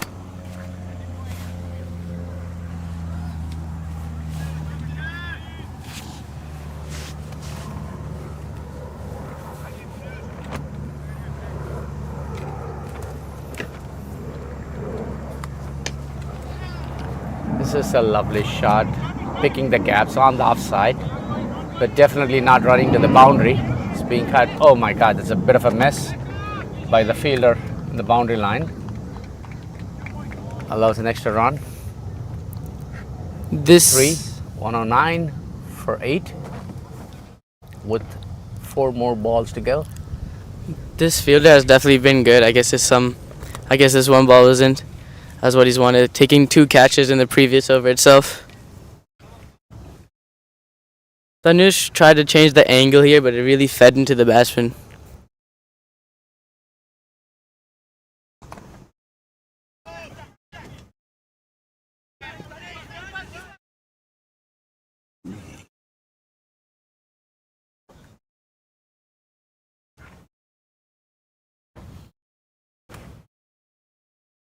NC have already picked up 6 runs in the first half of this over. You think they can get more runs off of it at this rate? Well, I mean, it'll be nice if they can go to 120, but I don't see that happening.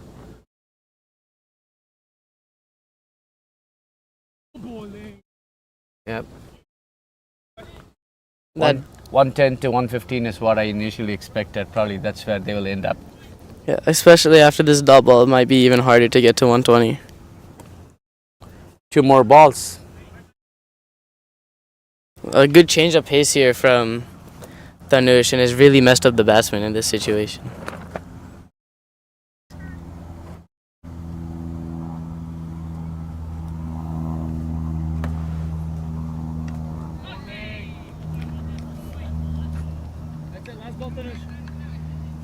He can hardly put his bat to the ball.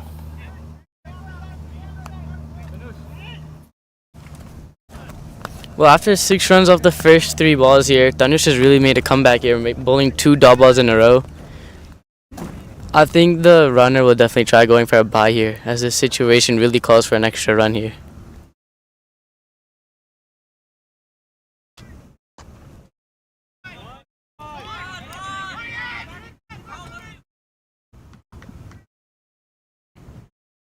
Well, the game ends with 112 for 8 at the end of 20 overs. It remains to be seen if these runs are good enough to restrict the Virginia Vikings. But at this point of time, the North Carolina Gladiators and their dugout must be thinking they wish they had a little bit more to defend. I mean, NC have definitely scored 10 more runs than I would have expected here, seeing their performance, but scoring only 40 runs in the last 10 overs, or scoring 60 runs in the first 10 overs, you really wouldn't have thought it would be pulling up to a good total here, which the Virginia Vikings bowlers have proved here, and restricting them for another 50 odd runs here.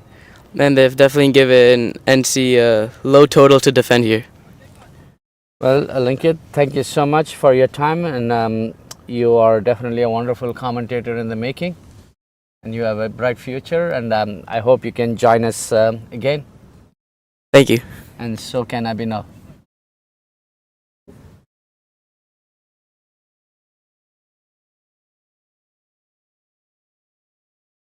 The Root Academy is all about finding ways to encourage people to play more cricket.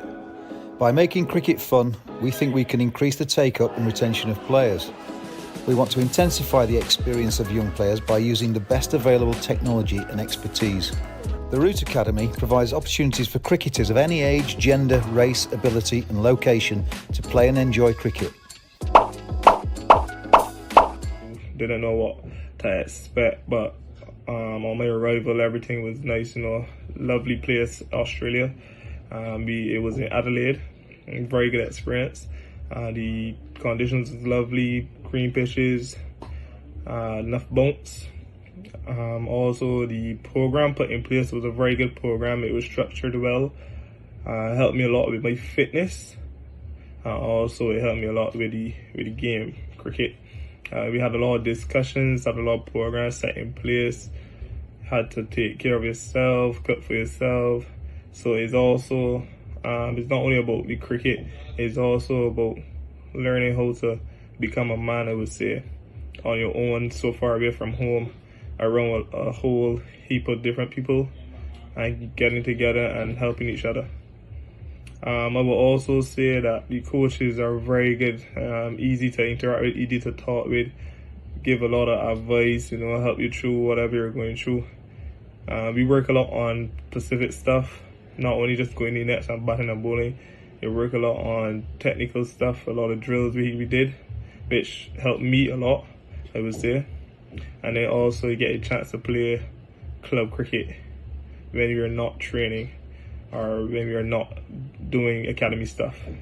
So it's still a good experience, because you also get that experience cricket in Australia, how it's played and what they're thinking, open up to a lot of players. I meet a few senior players in Australia, and it was a very good experience. And I get to talk to a few of them, see how they're thinking, how they go about the game and everything, and it helped me in the long run. Hi, my name is William Gardner and I'm from Hertfordshire, which is just north of London, and I'm out here for the Root Academy. Hi, my name is Mark Sidhu. I'm from the US, and I came to the Root Academy in October. Hi, my name's Charlie Rogers. I'm from Norwich, England, and I've been on the Root Academy for 10 weeks. And it's been a really amazing and enlightening experience for me personally, coming from an intense sort of schooling background of cricket, where I'm really looking to improve all aspects of my game to try and get to the next level. I've been here from last 5 months. It's been a great experience. I learned a lot. Either it's mental, like back in US is pretty different because we play on a hard wicket, and then games over there it's not like really different than here, and then coaches are really different and techniques are really different. I've really enjoyed the competitiveness and the intensity of the net sessions, and also the fitness element of the camp. The hardest thing was here is a snake pit.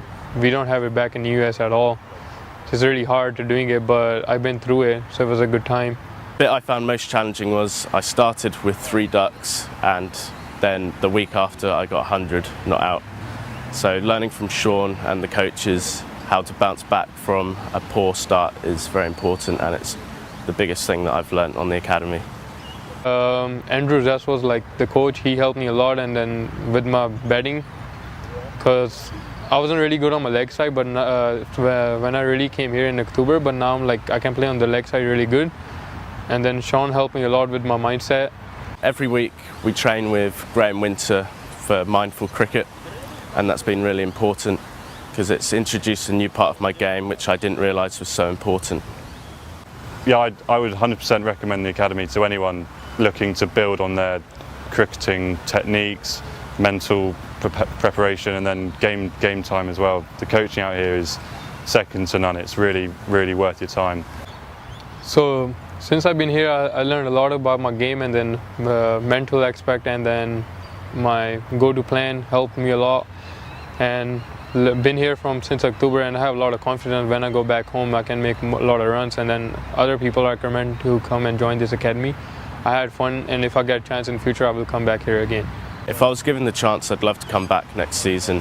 I would definitely recommend it to anyone, as it's improved my game massively. And going home, I feel so much more confident in what I'm doing.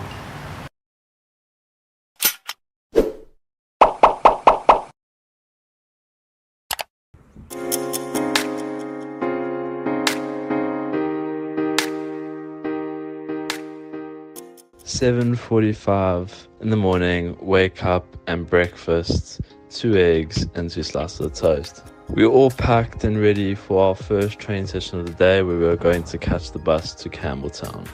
9:45 in the morning, and we've arrived at Campbelltown Memorial Oval for our first training session of the day.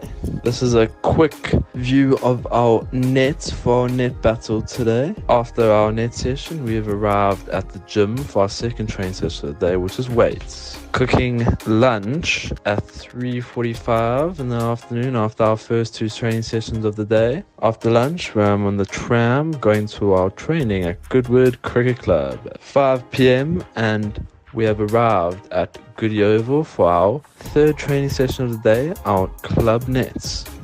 And finally, after our final training session, and at the time is 7:30 p.m, we are at Goody Oval in the clubhouse waiting to have dinner at the club with the rest of our teammates.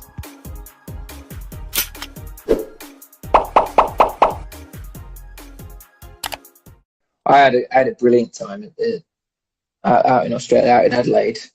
Sean was a brilliant coach. Not only did he help my technique and my game management and awareness, but helped me grow up a little bit as a young teenager. You have the responsibility of having to learn to live away from home, manage your life a little bit. You sort of had a structure of training and when you were going to gym, when you were going to work on specific parts of your game. You also had the responsibility of being an overseas player at a club, and you know, as a whole experience, it really rounded me as a cricketer a little bit more. But I thought the way he spoke about the game and always looked to challenge, looked to put challenge in practice, whether that was fitness, whether that was fielding, batting, bowling. It shifted my mindset slightly in how I wanted to go about my game, and it sort of stuck with me for a long time since. And feel like it's had quite a big impact on my career till now. Is every time I go into a training session, you're trying to get something out of it. You're not just there just to hit balls. Of course, you have to have fun within your training, and it's really important that when you go into a net or you're really enjoying your practice, but can you get something out of that session at the same time? And I think if you can get a balance between fun and getting something constructive from your training, then you're onto a real winner. And I think that's something that he did really well. Hi everyone, opportunity this winter to spend some time with Sean and the rest of the Root Academy coaches on the high performance program out in Australia. Go and follow my footsteps. You sort of ask a lot of difficult questions of yourself, and that's when you sort of find out if this is really what you want to do, and if you're really willing to put in those hard yards and hard work to go on and play at the highest level. You pick a guy up at the airport that's sort of a young fella that comes to Adelaide for the first time, and you sort of runs through your head and you just sort of wonder where he's going to go. And you got the captain of England now and who went to the academy of the Australian coach, and it's just like, it seems quite funny that that's sort of how it's all sort of worked out. I remember getting the opportunity to come out here at 19 years old. I won a scholarship award through the MCC. They funded my flight over to come and play club cricket on a weekend for Prospect just up the road here, and be part of the Darren Lehman Academy, which worked Monday to Friday. It's hard out here when an English cricketer comes out here for the first time. What we talk about is making players uncomfortable, and that's about them learning about themselves. And I guess as coaches, we get to see how they go about cricket. We're not necessarily going to give them hold their hand out here and tell them what to do. It's very much about players being self-driven and sort of get away from home and actually learn cricket in another country, and I guess learn more about themselves as young cricketers that are trying to make it in the game. Obviously, we've had current England captain Joe Root. There was a look in his eyes that I've never seen in any other player, and he was never going to be satisfied with playing for Yorkshire alone. He was always doing that extra work. He was always purposeful. He understood what he needed to do in that session. And as a 20-year-old, that was very impressive. So it's no great surprise that he's done what he has.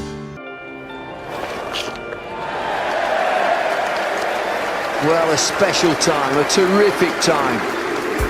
England's captain, it's what dreams are made of. Yeah, he's a superb player, is Joe Root. What a wonderful way to start your era as captain. 100 in your first innings at the home of cricket.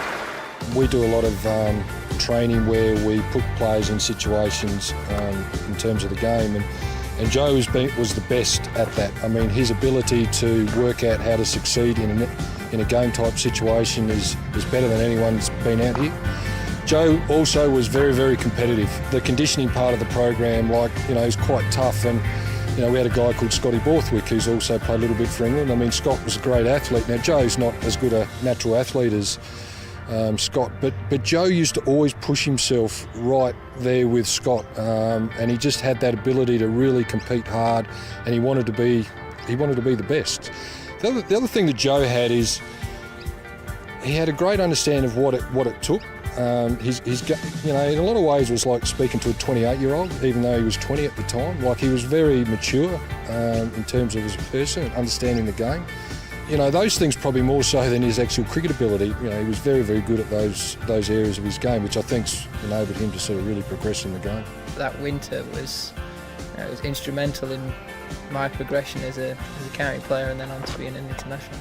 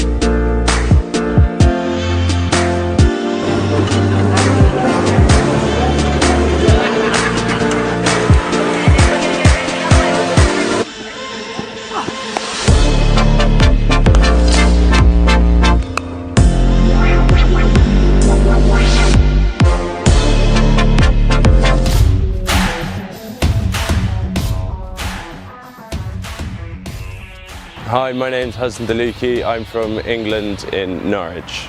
My time at the Root Academy has been really enjoyable and tough at the same time.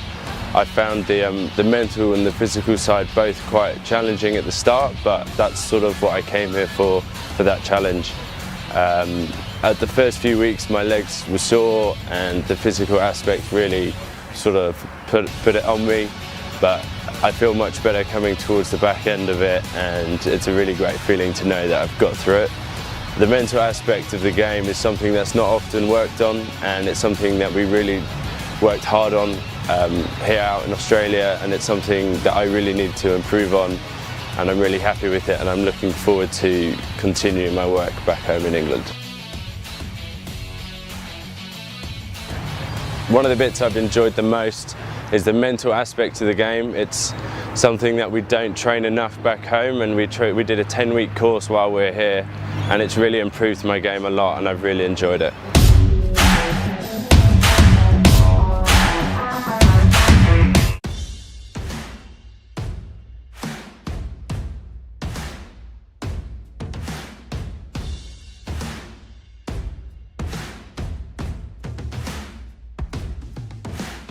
The Root Academy High Performance Programme is designed to give cricketers around the world an opportunity to develop not only their game, but as people too. The programme focuses on 3 key philosophies: getting uncomfortable, finding a way, and developing character. Sessions are built to help establish an understanding of your game's fundamentals, mental and tactical skills, physical training, and leave you a more independent person that makes good decisions both on and off the field. Divided into 2 10-week blocks throughout the Australian summer, the Root Academy High Performance Programme has a proven structure at challenging players, where athletes get access to high-quality facilities, ex-international and first-class cricketers, Level 3 qualified coaches, all led by head coach Sean Segan. The programme consists of weekly training sessions both indoor and outdoor, gym sessions to build a stronger, more resilient body, recovery sessions to help maximise progress, competitive club cricket within the South Australian leagues, and access to thought leaders in the game. So if you're looking to develop yourself as a cricketer or person, look no further than the Root Academy High Performance Programme.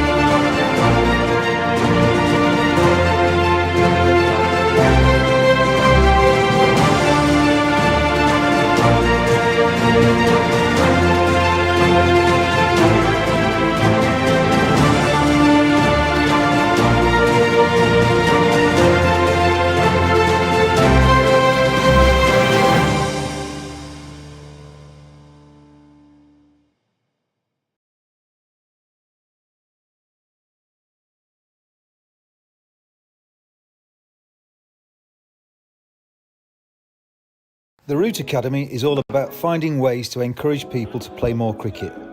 By making cricket fun, we think we can increase the take-up and retention of players. We want to intensify the experience of young players by using the best available technology and expertise. The Root Academy provides opportunities for cricketers of any age, gender, race, ability and location to play and enjoy cricket.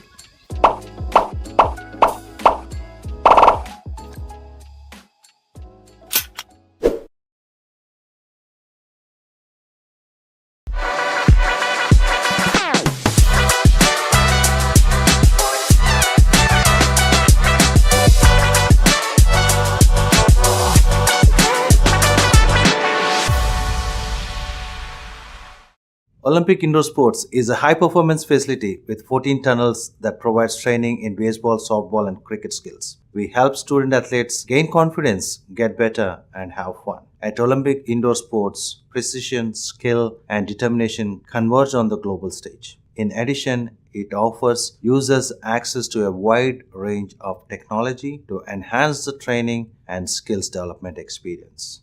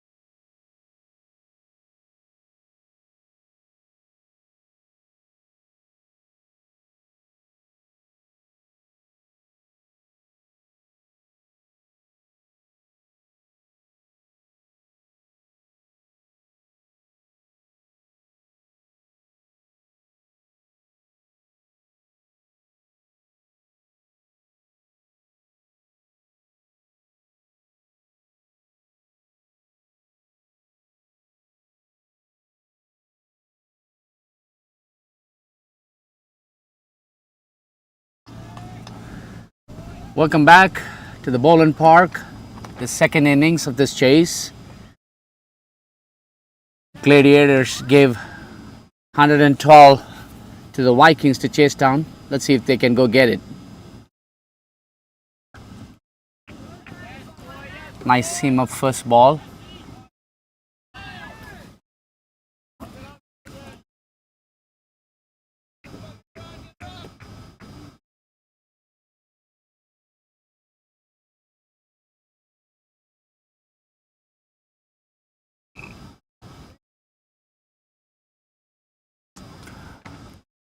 Ritvik with the new ball, and you have two openers, Pranav and Govind.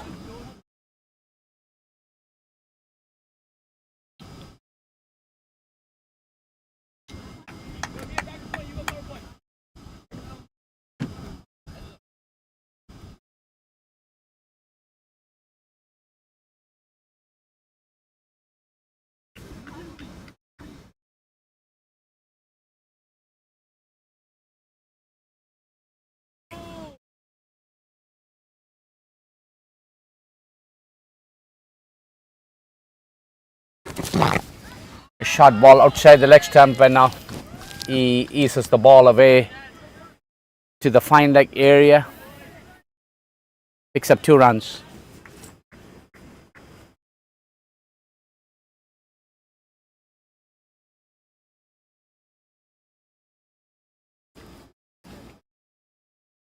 Oh, you already? Oh. I don't know why it's not.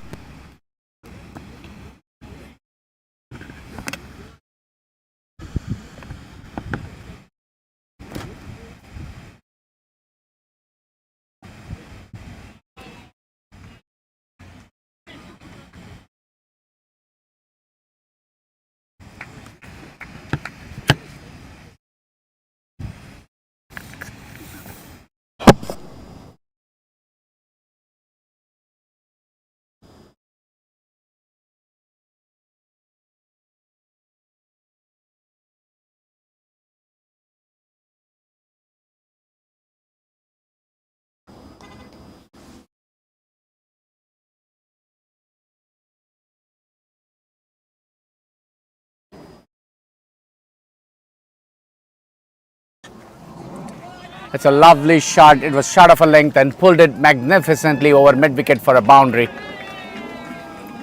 A beautiful shot that is from Pranav.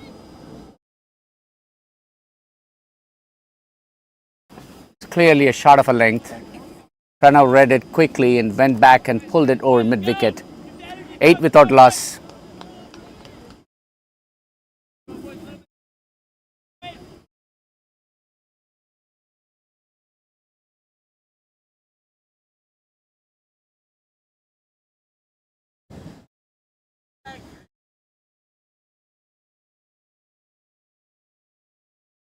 Wide outside the off stump, and umpire calls it wide as well. One more to the total.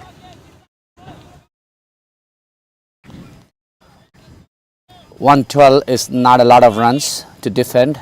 The bowlers got to be a lot more disciplined from the first over onwards.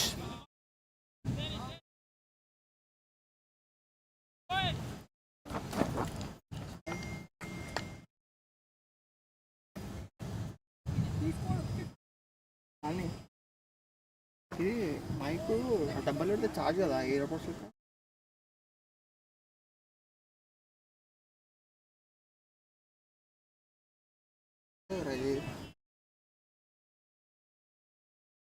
ఇచ్చిన కానీ ఇంకోటి అడుగుతారు అట్లానే cinema చూపిస్తుంది charge అయితే అప్పుడే పెట్టిన charging కానీ ఛార్జ్ నేను చాలాసేపు పెట్టిన ఛార్జ్ పెట్టినా డబ్బా కూడా పెట్టినా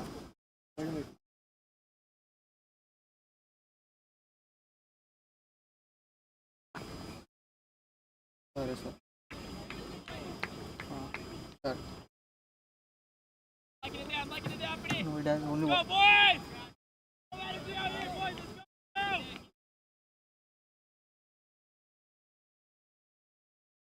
Stay awake, stay awake. Come on, I need a little bit of energy out of you. Go a little bit louder. 10 without loss.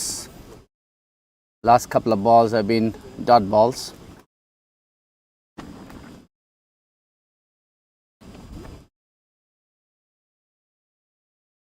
He charges down the wicket. What a magnificent strike. It sails over the fence for a massive six. I mean, he really picked it up beautifully, charged down the wicket, and it was a six the moment it left the bat. Lovely striking this from Pranav.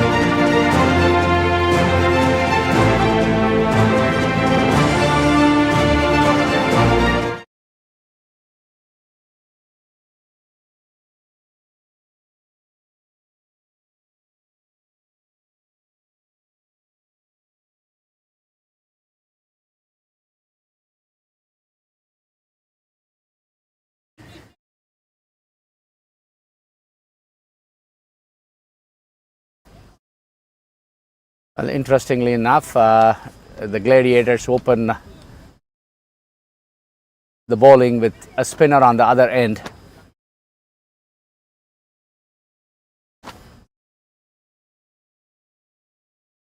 Bowls a short ball, first ball, very well fielded, what I thought would be a certain boundary.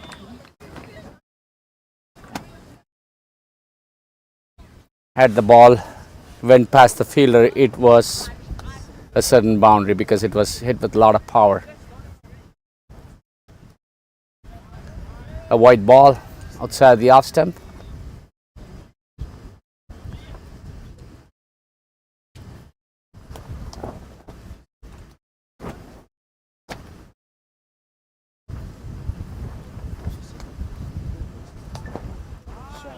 A beautiful shot through the covers. That's 4 all the way.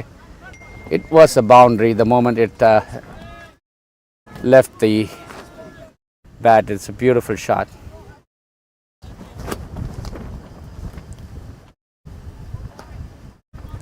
The two batters at the crease seem to be superior talented batters. And Pranav, the left-handed opener, I'm told, has played the USA Under-19 World Cup. And Govind is also rated quite well. Pranav is from Jersey and Govind is from Washington DC. Really looking forward to both these young kids bat today. Oh, magnificent shot, square of the wicket. A lovely, lovely shot. It's a treat to watch. It's boundary again. The Virginia Vikings are definitely rolling away here. It's 25 without loss. It's not even 2 overs yet. They're on a roll.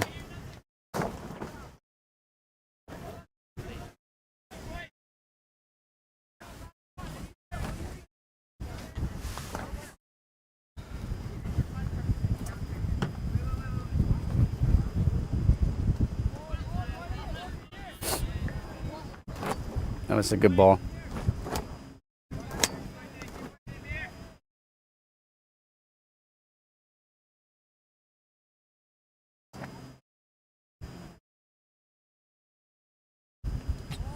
It's another wide. A spinner bowling this many wide should be inexcusable at any form of cricket.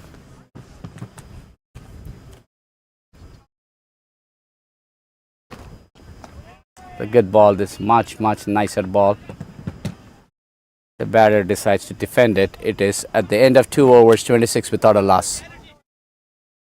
The Root Academy is all about finding ways to encourage people to play more cricket. By making cricket fun, we think we can increase the take-up and retention of players.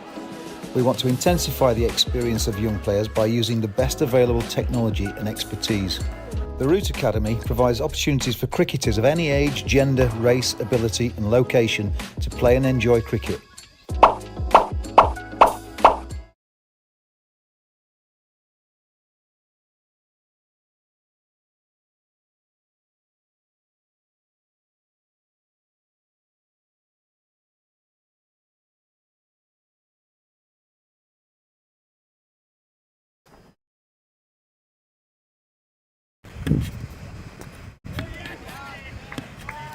This was a real quick short ball outside the off stump.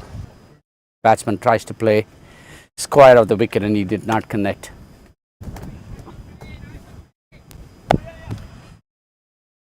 The Gladiators will definitely be hoping to see the back of one of these two openers as quick as possible because there's not a lot of time left because 112 is too little given the start these two have had.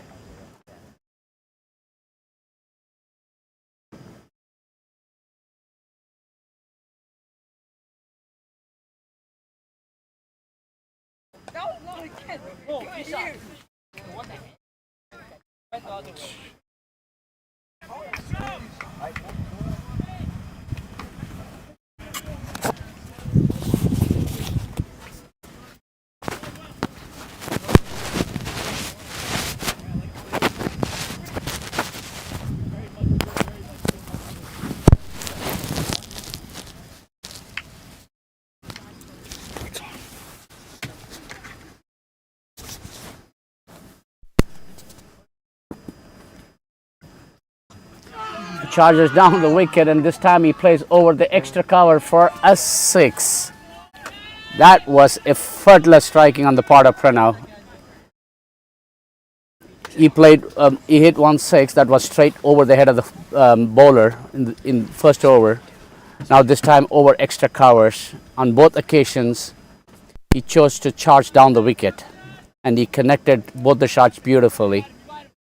But anytime if a batter hits a shot, a sixer, that too, over cover or extra cover, it's very special. Yup, just creamed absolutely through extra covers for a 6. Beautiful shot.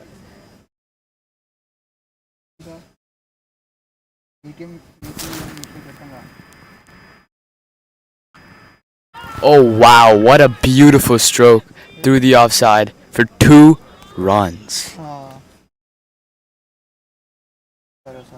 This guy is marvelous. Spectacular.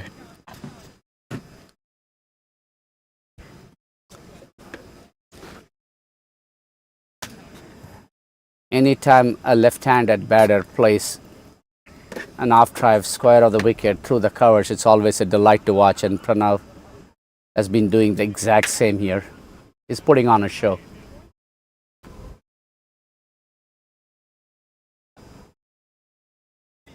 Just push through the offside, but straight to point.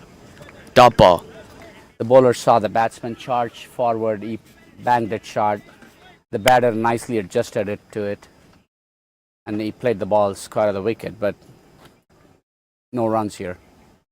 Uppity, a tall man here, using the pitch for his bounce and nip. Let's see how he's going to bowl this one. 34 without loss.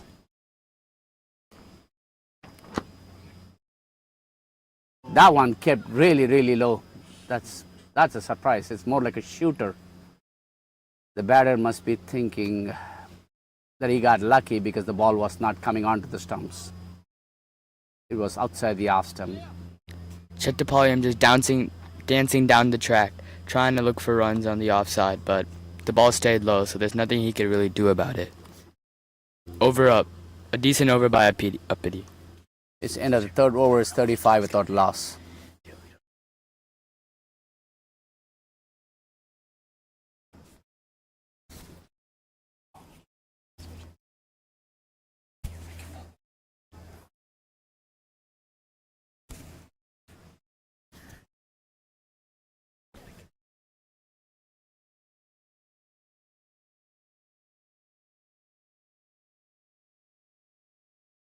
It's good to have both Litik and Abhinav back with me. Two young commentators.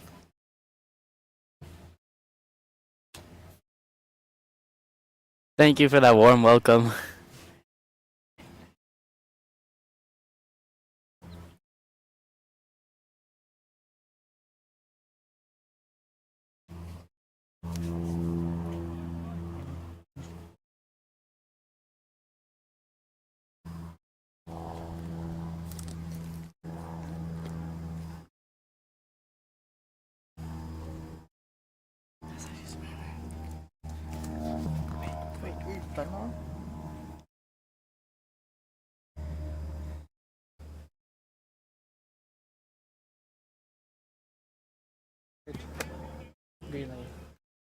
Anirudh Bolasetti comes into the attack.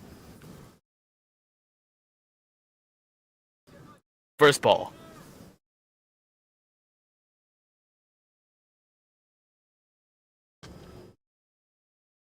Starts with the full toss. Punch down to mid-off, but only a dot ball. Definitely not the ball to go to, especially after he's been striking the ball really far in this game. I think he tried to go for the Yorker there, but didn't execute it properly. Well said. Well, you wouldn't want to be bowling a full toss to Pranav, the kind of form, red art form that he is in.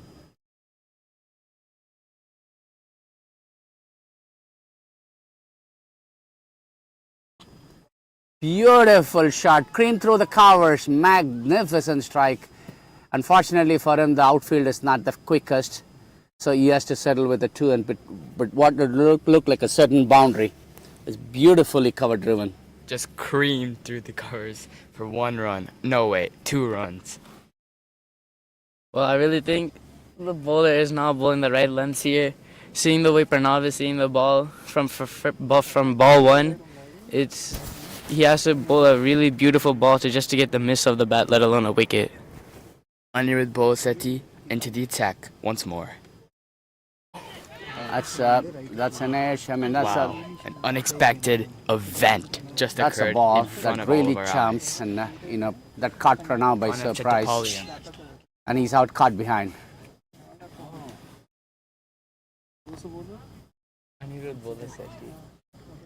Well, there was definitely some extra bounce on the ball, which caught Pranav by surprise here, and he's ended up catching the edge off the bat here. Anirudh Bolasetti with a fire delivery, swinging out and nipping the ball out as well. Vengamahesh Kolahalam comes into the middle. Let's see how he's going to play out with these conditions.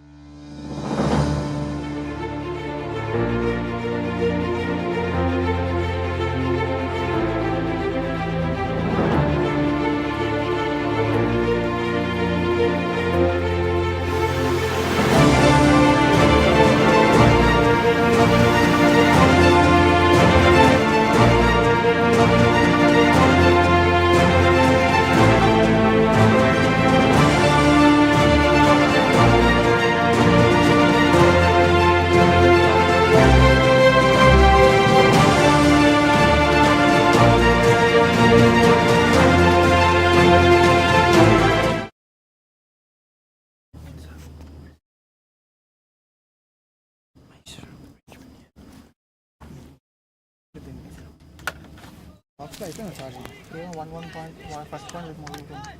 Yeah, is it started now? Yeah? Yeah, it's already.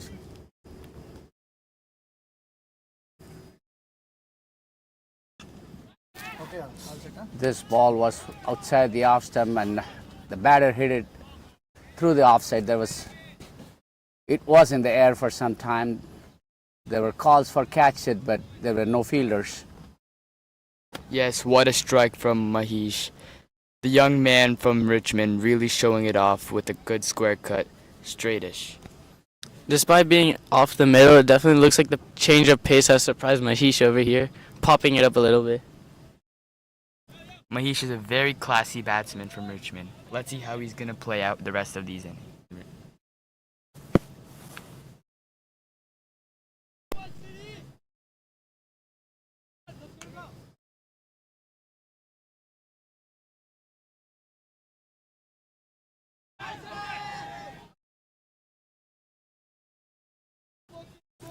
It was appeal for catch behind. Definitely one could hear some nick, but I think probably it brushed off the pad. So the umpire rightly called it not out. Definitely still some swing here, which definitely got Govind by surprise, but fortunately for him, it missed the edge of his bat. Exactly my point.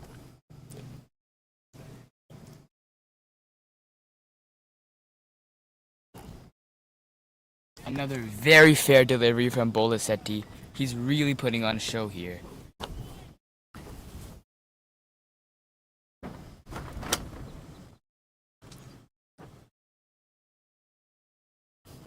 Good job, guys. You guys doing fantastic job. Thank you. The Root Academy is all about finding ways to encourage people to play more cricket. By making cricket fun, we think we can increase the take-up and retention of players.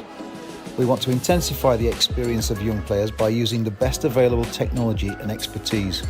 The Root Academy provides opportunities for cricketers of any age, gender, race, ability and location to play and enjoy cricket.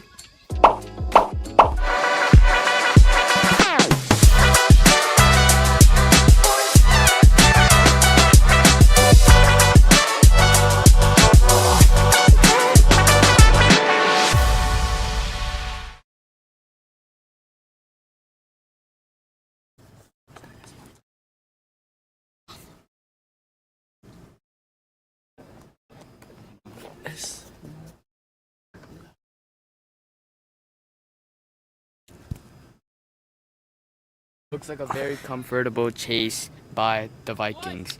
They need 75 in 16 overs with 9 wickets remaining. What do you think about this, Lickett? Well, I definitely think Vikings have definitely put off a really good start compared to what NC had in their batting innings. But let's see after this first week if they can pull it off the same. An excellent cross-bat stroke from Venka Mahesh Kolahala. They're going to run too comfortably. Certainly not the ball the bowler was definitely looking for, but since the outfield is slow, it really supports the bowler here.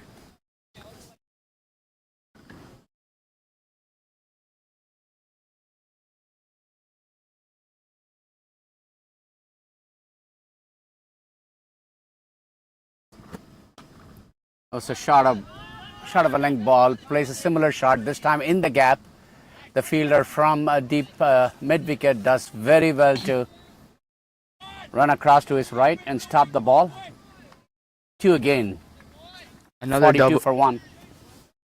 Another double here from Venka Mahesh Kolahala. A wonderful strike down the onside for 2 runs. And a diving stop from the fielder. Well, Mahesh is definitely showing some good pull shots here. And surprise fact about Mahesh is he's only 15 years of age. Exactly my point.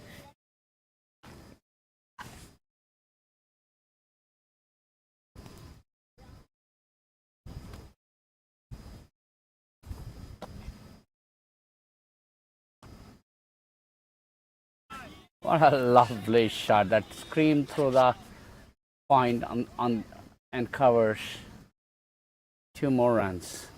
Oh yes, what a man this guy is. What a stroke through the offside. A back foot punch for 2 runs.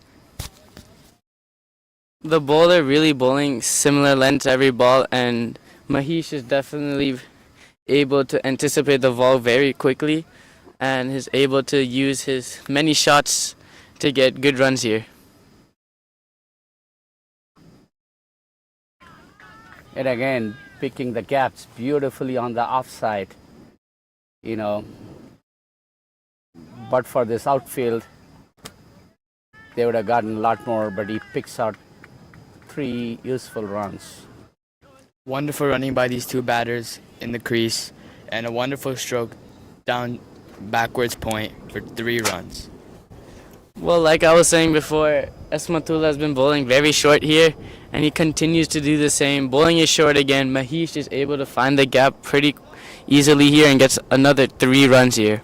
In a T20 match like this, you cannot be giving width every ball.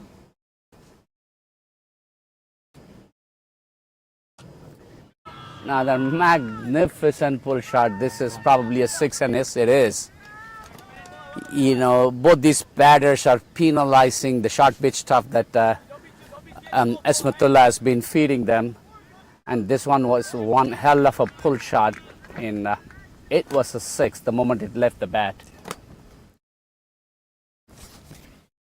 Yeah, just proving my point here. Bowling short and it's been giving easy hittable balls here. Hasn't really tried to change his length here, and the batsmen are really able to anticipate where the ball is going to be. Exactly.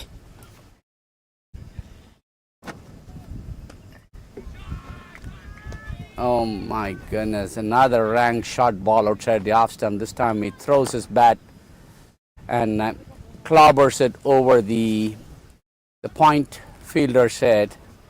And it is just, again, the slow outfield is keeping the ball away from going to the boundary. 2 more runs.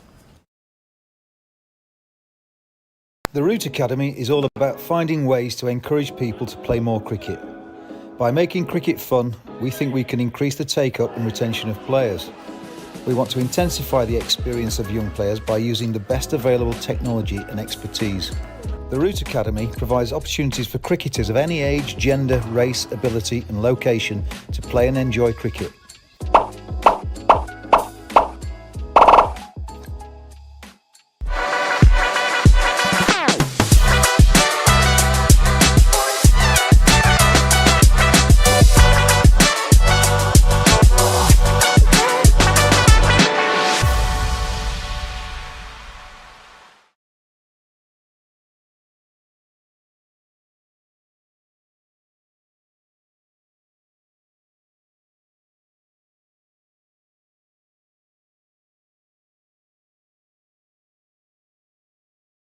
Strong.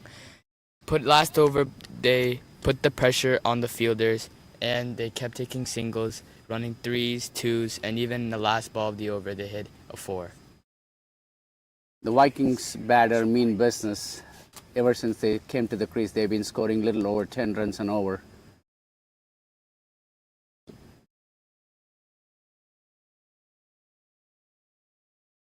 Runs have been coming through a combination of excellent batting and some ordinary bowling. Exactly my point here. Mr. Bolasetti just giving a full ball, and Venka Mahesh Kolahalam trying to drive it through the offside, but inside edging it to the onside. Bolasetti has really been the pick of the bowlers here, picking up the only wicket so far. Still showing good swing, and is definitely one bowler that Hensley will be happy to have here. But you definitely see the difference between the Virginia Vikings intent versus the NC intent here. Virginia Vikings are looking for runs since the beginning, while NC took up to the 17th over to really start trying to hit here. Very, very factual.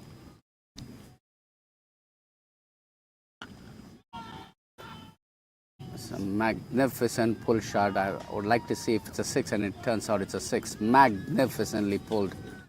Wow. Again by Govind. Govind has been packing a punch every time that he goes for a big shot, and there are no off measures. As I see, if he hits, the ball stays hit. Magnificent shot this is. This is an extraordinary stroke by Govind Mohammed, cracking the ball of Abhiram Bolasetti's bowling.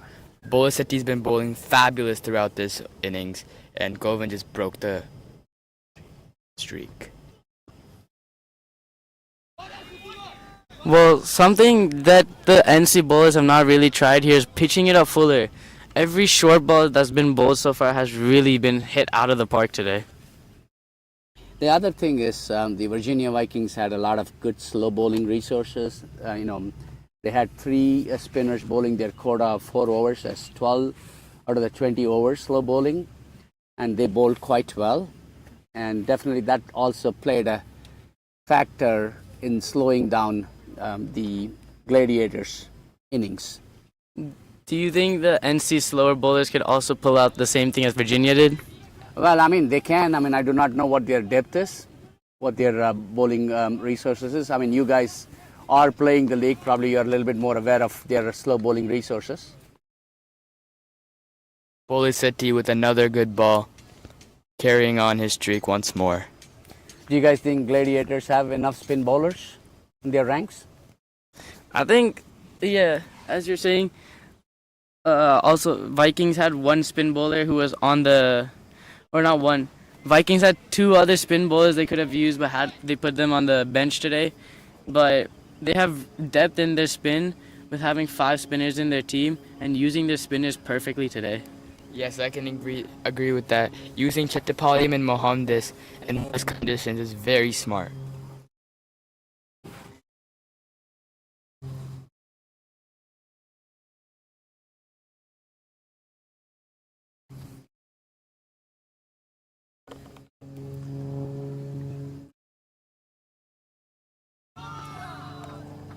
On the legs, deserve to be flicked, and the batsman does exactly that, and beautifully one bounce into the boundary, 4 runs. Well, 1 down for 67 at the end of 6. This is in stopping. The Root Academy is all about finding ways to encourage people to play more cricket. By making cricket fun, we think we can increase the take-up and retention of players. We want to intensify the experience of young players by using the best available technology and expertise. The Root Academy provides opportunities for cricketers of any age, gender, race, ability and location to play and enjoy cricket.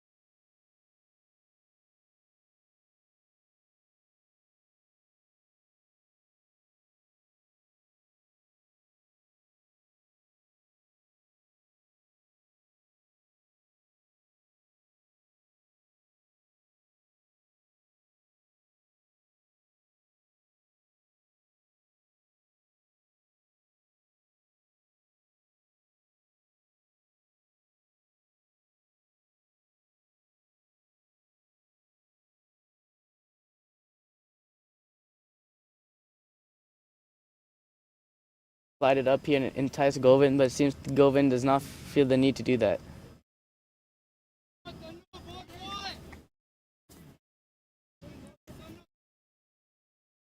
Two dot balls is welcome at this point of the game. Goes down the wicket. That's a 6. That was coming. That was really coming. Govind makes use of his feet and strikes it beautifully over the long on for a 6. As I said last ball, when he defended the ball, I said that he kept his cool. Well, I take that back. He does not keep his cool.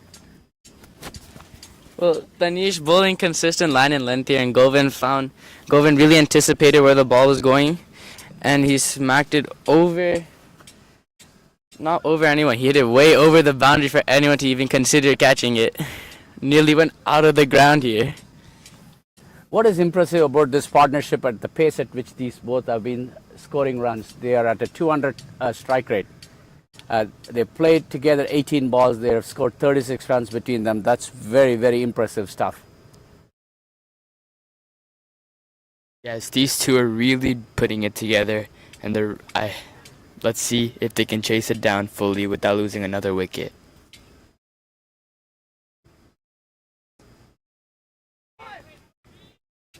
Beautiful glance down the leg side for a single.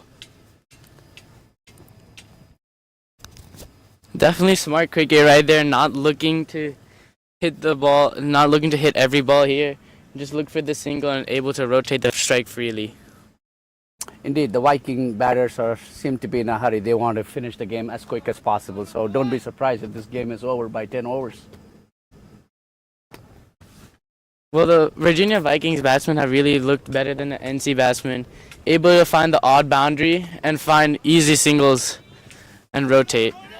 Here's Mahesh going back and pulling the ball all the way to the deep mid-wicket fielder for a single. Govind back on strike. Tanish tried his best to be unpredictable here and pulled his length back a bit, and Mahesh was able to pull it easily, but hit it straight to the field and got an easy single.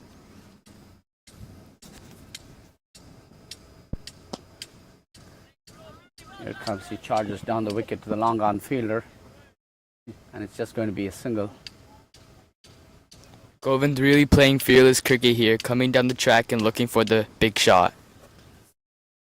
It's one down for 77 at the end of 7.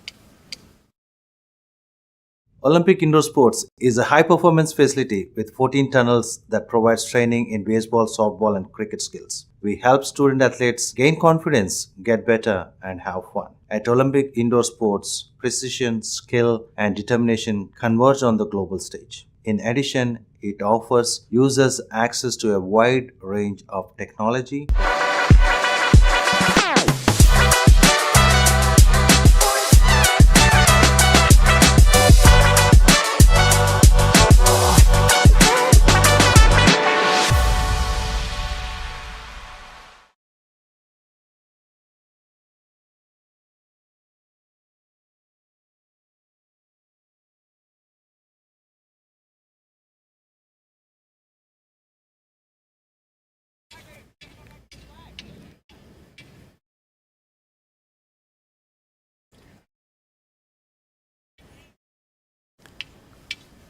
It's over number 8, guys. Over number 8.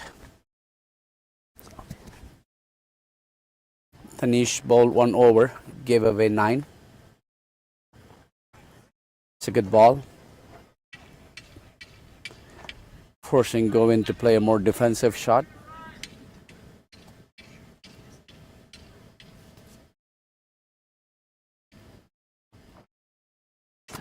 Couple of tight overs is what the Gladiators must be hoping for.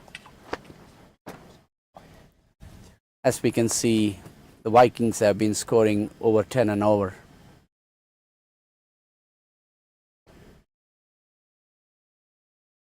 Three dot balls. Very, very impressive. Let's see if Amit can continue the spell. And yes, well, he can. Well, Amit Damaraju coming fresh from England, coming at 9 o'clock yesterday, and it doesn't look like jet lag is really proving to be a problem for him here, as he's just bowled 5 consecutive dot balls here.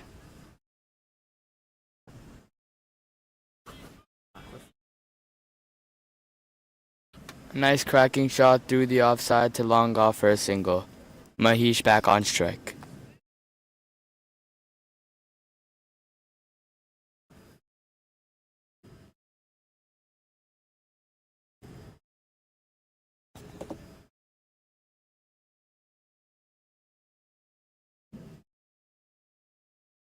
Amit really making a change in this bowling attack with 4 dots in a row and now 1 single. Well, this has been the best over for the Gladiators so far. 5 balls, all he conceded was just 1 run, and I'm hoping that he bowls a dot ball, the 6th ball. All we can do is see.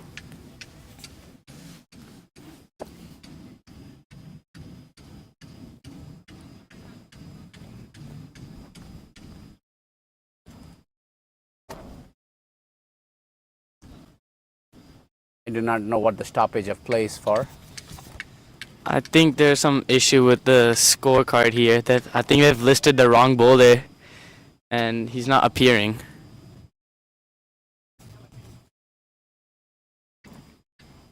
It's time for the break.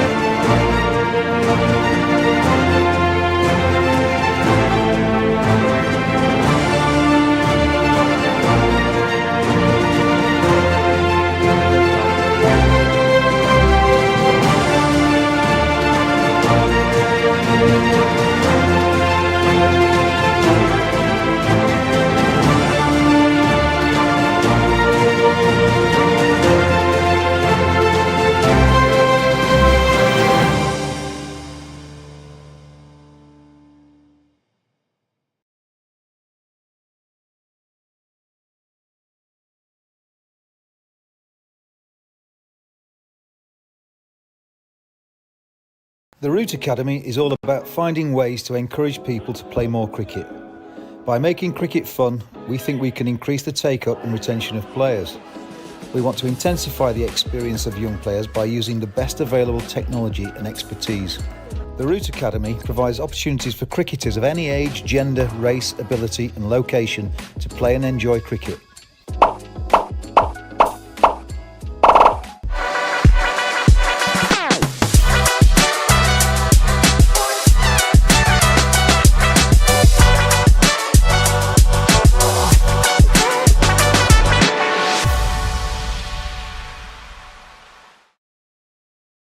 Olympic Indoor Sports is a high-performance facility with 14 tunnels that provides training in baseball, softball and cricket skills. We help student athletes gain confidence, get better and have fun. At Olympic Indoor Sports, precision, skill and determination converge on the global stage. In addition, it offers users access to a wide range of technology to enhance the training and skills development experience.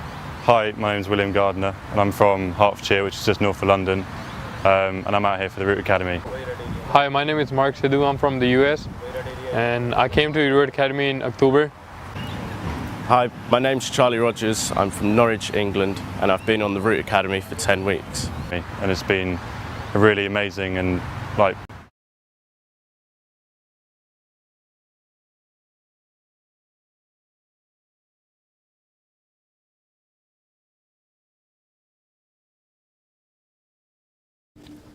goes for a pull shot, and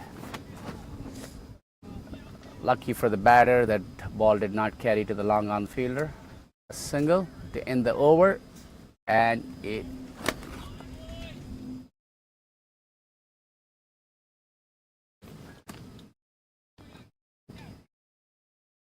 $78 for one.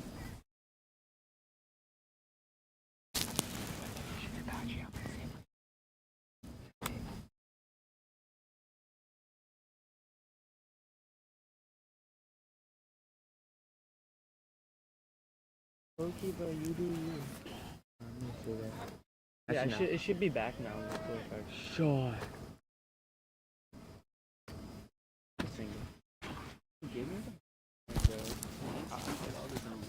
I didn't speak out. Move on.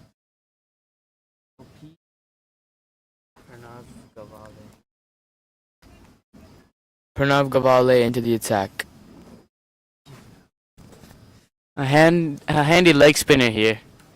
Able to turn the ball a good mile here. He really is a true wicket taker. If he is a good leggy and a good wicket taker, wonder why he was not bowling up front when the Pacers were going for a lot of runs. Maybe to... Well, he starts off with a wrong shot ball.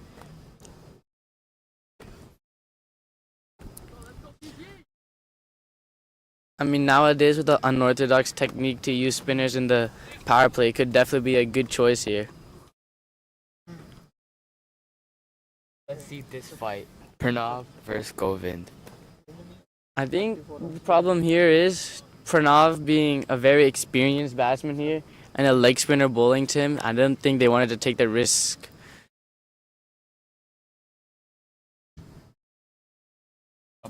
Plenty I lot get of turns. that theory, but the problem is when you do not have a lot on the board, you may have to take some out of the box chances to see if you can have a crack at even someone as experienced as Pranav is. I completely agree, but the way we've seen NC today, I think they're too scared to really pull off any risks here.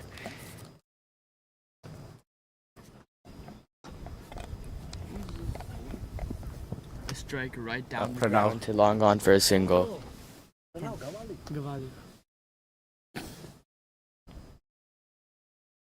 Well, two pretty good overs strung together will definitely put the confidence back into the NC crowd here.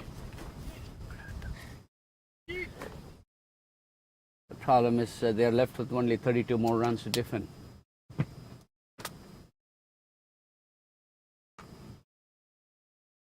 Good shot by Mahesh, but just straight to short extra covers.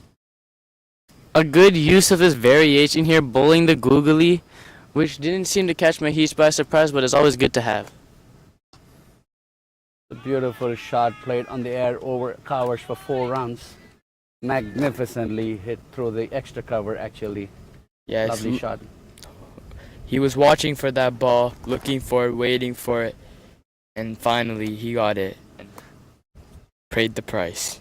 Way too wide from Pranav, and Mahesh found easy pickings to just hit it over the big gap over there.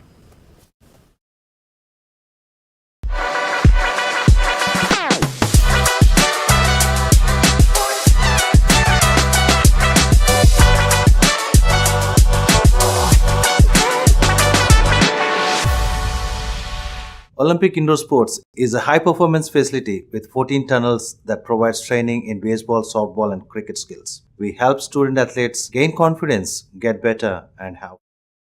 Low key though. You should be on ICC umpire. Or not umpire, commentators.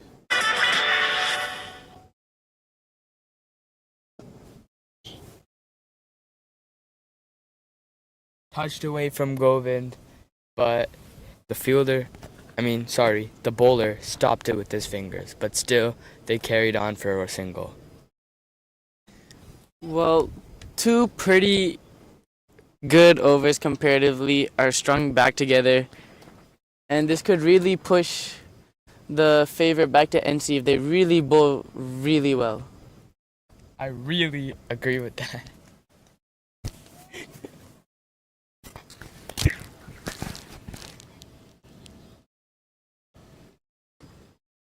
Lovely shot again for just a single.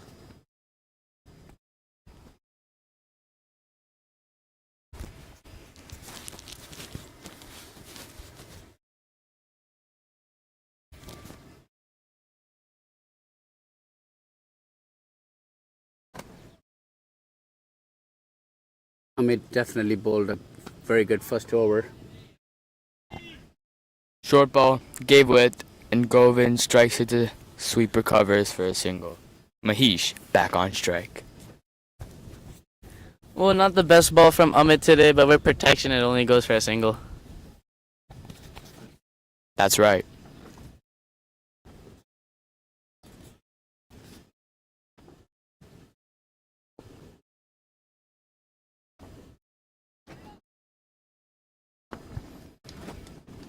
Good fielding by the short midfielder. Dot ball. Do you think with this many dot balls it will be possible for NC to somehow make a comeback? Good question, Lickett. I feel like Govind and Mahesh will carry on this innings because of the experience that they contain. To add on, they have plenty of batting in the middle order, so I think this is going to be an easy win for the Vikings.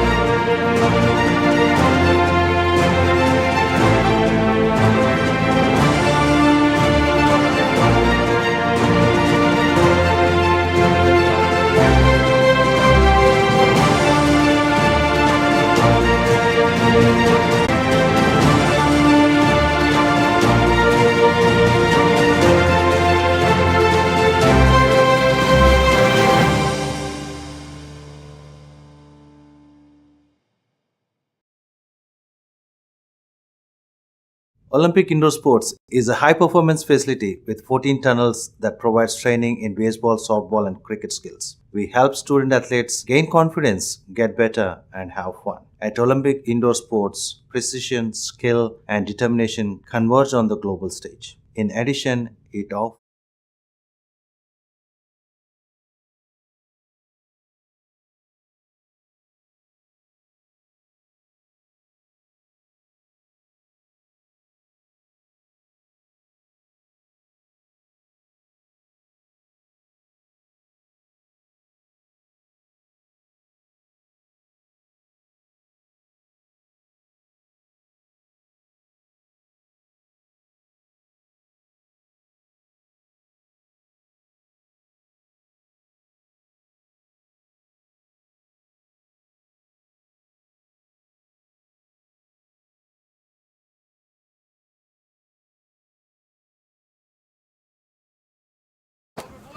Well, Only something 25 more to get.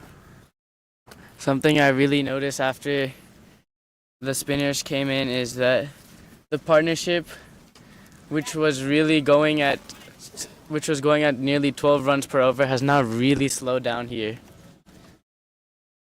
But I thought the Gladiators had a couple of decent overs, the last couple of overs, because the Vikings were going over 10 over. Now it's, obviously, I mean, they're not bad, but just definitely not going at the pace that they went. Another consistent middle of the bat strike from Govind, his first single. Also, it doesn't matter how they go about with very little. Probably they can use these situations as good opportunity to get some batting practice. Absolutely, I agree with that. And as you can see, Pranav with another nice variation of a googly.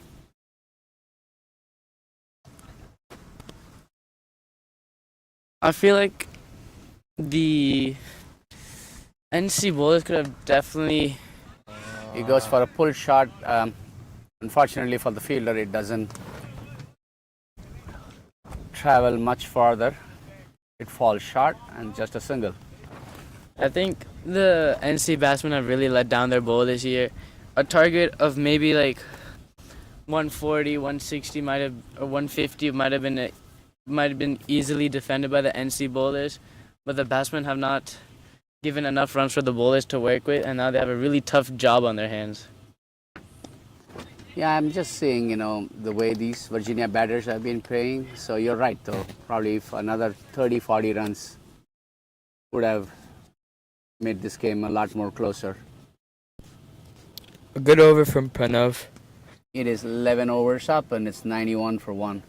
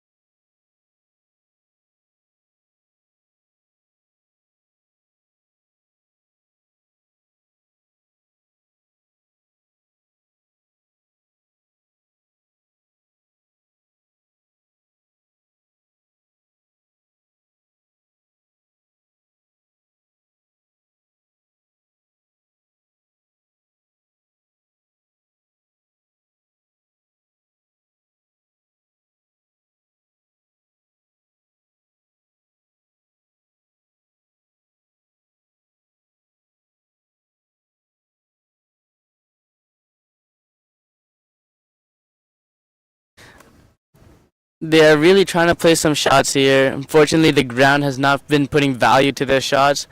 But the way the Virginia Vikings have just been rotating strike and hitting that one bad ball, they really batted more sensibly than the NC batsmen here today.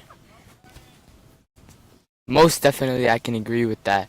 The way that Mahesh and Govind and even Pranav at the start have been playing has been absolutely magnificent. I love the way of their batting. and they should continue this on with the rest of the tournament. A convincing win for Vikings.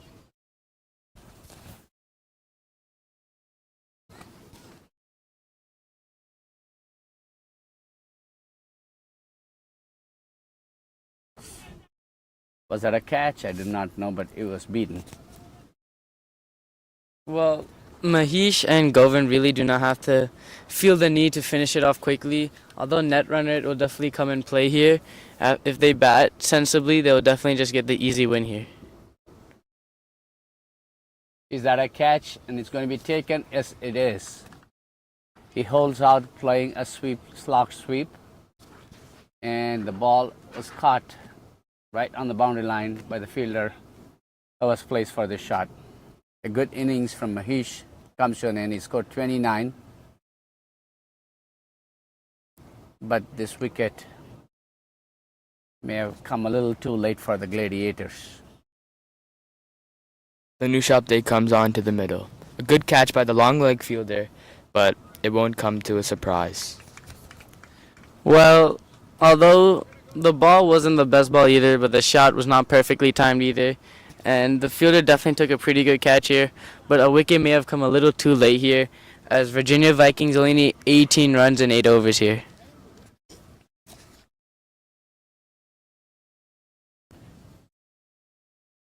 Let's see if these two can carry on the game and win it for the team.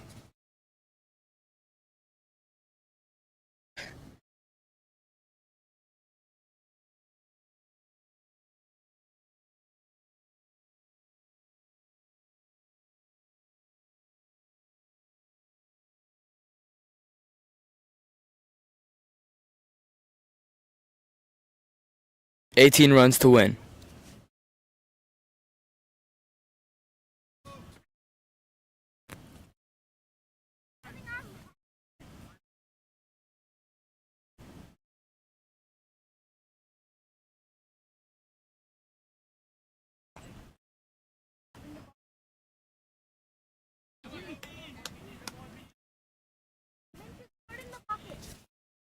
Something about Pranav is he gets a lot of more he usually he uses an entire width of his arm to get the spin here, which literally allows him to get a lot more spin, and which is really struggling for the batsman, as you saw these past 2 deliveries. Another cross bad shot by Govind. Let's see how he's going to play out the rest of this over. The bowler decides to go around the wickets.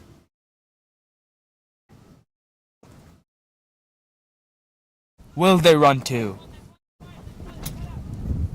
No is the call by the new shop day. Well, a wild throw from the fielder there, but good backing up saves another possible 2 runs here. The fielder really ran in fast to stop the 2, and which he did successfully. The new shop day into the crease. Let's see how he faced the first ball of his innings.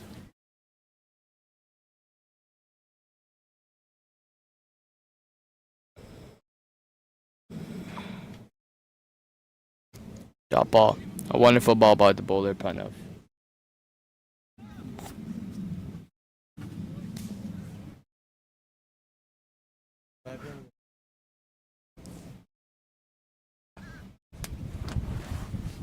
The young Pranav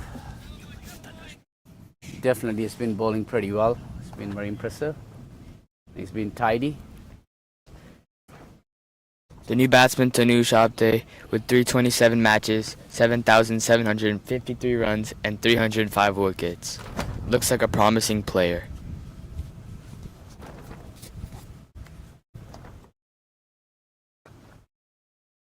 There you go. Goes for another slog shot, and he missed a dolly, didn't he? Wow, what a drop catch, and luck is really coming in Govind's favor. It was a catch to be taken, and the fielder at deep mid wicket was all set to take that. But to his bad luck and his team's bad luck, the ball pops out of his hands. That was a bad miss. Although having a good start, Govind really seems to be frustrated here. Maybe trying to finish it off too quickly here. But luckily for him, the fielder drops a fairly easy catch here.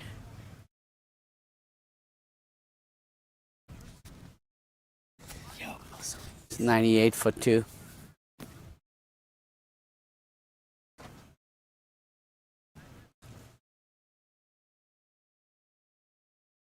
Olympic Indoor Sports is a high-performance facility with 14 tunnels that provides training in baseball, softball, and cricket skills. We help student athletes gain confidence, get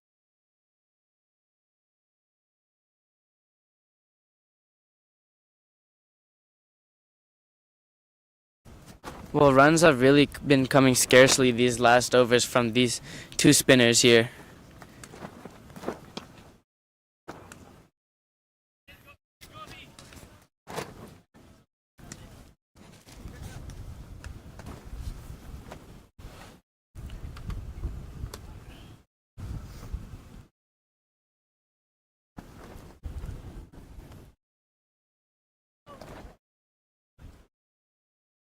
Two dot balls in a row. Sorry, three dot balls in a row. Well, despite getting set really quickly, these two spin bowlers, Amit and Pranav, have really been putting down their foot on these batsmen here today. With a low economy of Amit with an economy less than 3 and Pranav with an economy of just 4. Yes. If it wasn't for these two spinners, the game would have ended much quicker. If you look at both the innings, it is the spinner that have been pretty effective. Exactly my point. In the past Vikings were able to slow down the Gladiators in the middle overs, through their 3 spinners, and the Gladiators are doing a very good job of having these spinners bowl some control spells. NC have actually used 4 spinners today in this innings, which out of 4 spinners, 2 of them have bowled only 1 over, taking them out after the first over being kind of expensive. It's 100 for 2. The Root Academy is all about finding ways to encourage people to play more cricket. By making cricket fun, we think we can increase the take-up and retention of players. We want to intensify the experience of young players by using the best available technology and expertise. The Root Academy provides opportunities for cricketers of any age, gender, race, ability and location to play and enjoy cricket.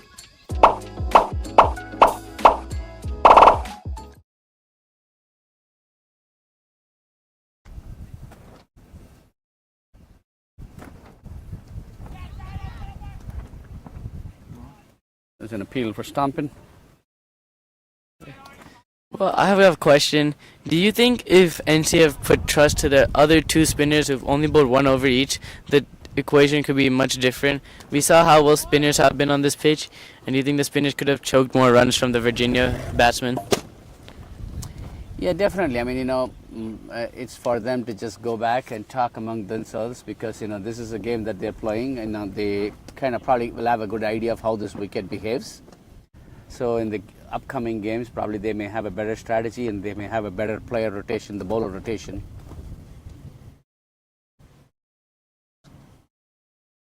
And to this point, we spoke about it earlier and you said, NC may have taken a more defensive approach considering how little they have on board and not risk taking, take chances by, bowling the slower bowlers.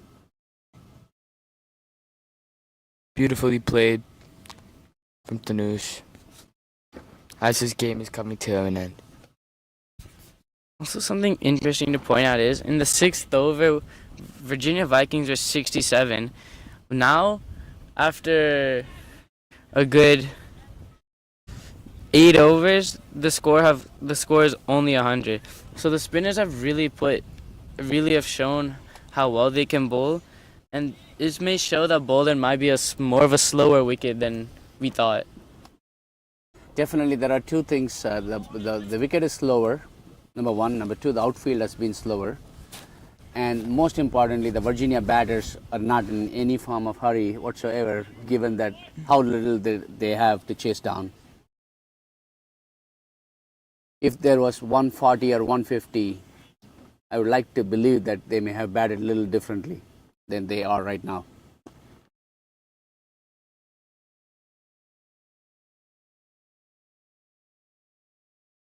A fabulous over comes to an end. It is 101 for 2.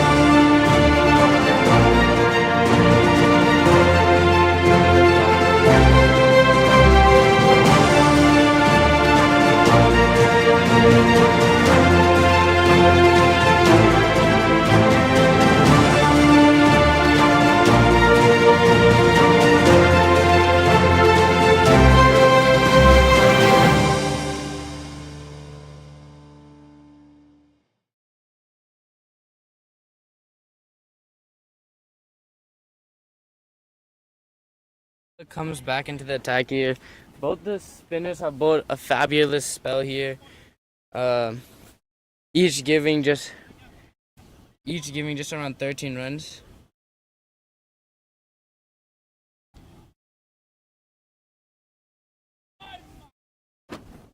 There still appears to be some swing into the ball. Do you think this could be some reverse swing here?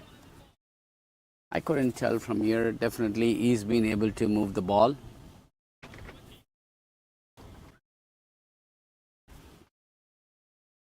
I think something fabulous about this innings is the way NC have really pulled it back.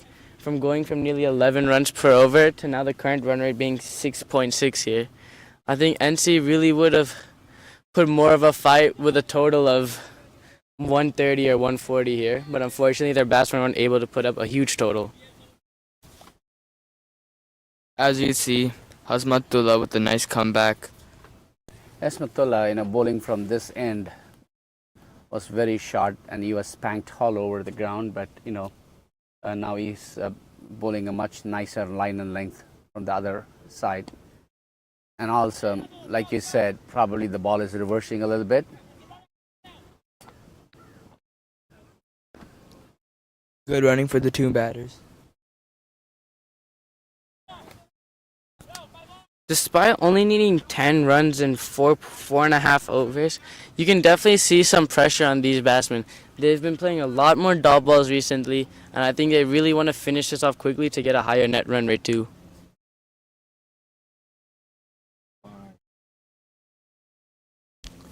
Wide ball given by the umpire. And only 10 runs to win. Well, really straying in his line here, and Thunders was happy to leave it and get the extra free run. A brilliant comeback from Esmatullah.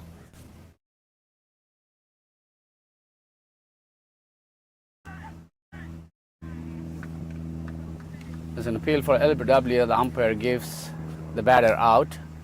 The batter was trying to play a pull shot, playing across the line of the delivery, and the ball was actually going on to go hit the stumps, and he misses it, wrapped, and the umpire rightly calls him out LBW. Sean Matthias coming into the middle. Definitely a struggle innings from Tanu Shapte here, but the ball staying a bit low, he's completely missed it and ends up hitting his pads and is given LBW. And it looks like the NC Gladiators haven't given up just yet.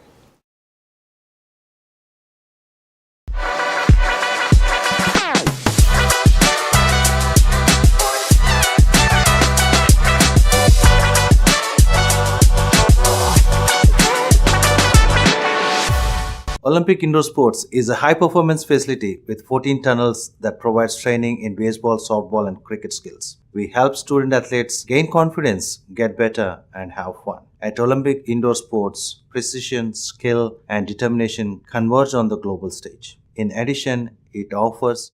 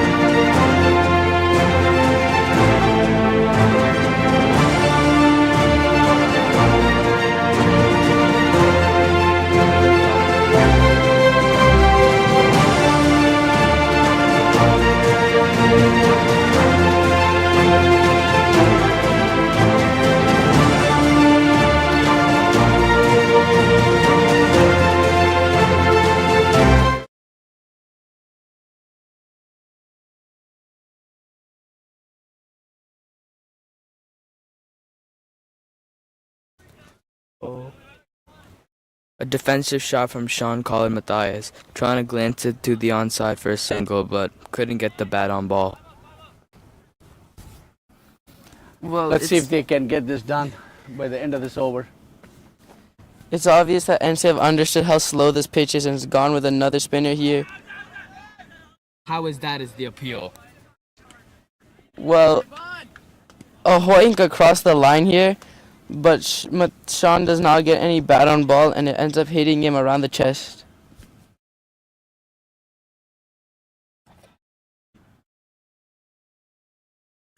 Takes the leading edge to the third man. Short third man, no run. Sean hasn't really found the middle of his bat in these past couple balls. Let's see if he can find it now. The bowler here, Navan, is not really a usual bowler here, only taking 70 wickets in 200 matches, and that's hit There straight. you go. That's the shot that we all wanted. A lovely, sweetly timed hit over the head of the umpire, straight six. A beautiful slog sweep from Sean Matthias, just straight down the ground for a nice bulleted shot. Two more to get here. Well, Sean really found that in the slot there, and wasn't that poor of a ball. But for Sean, it was nothing but just something he could hit across the air for a six. One hit away from victory now. Can they get it in this ball?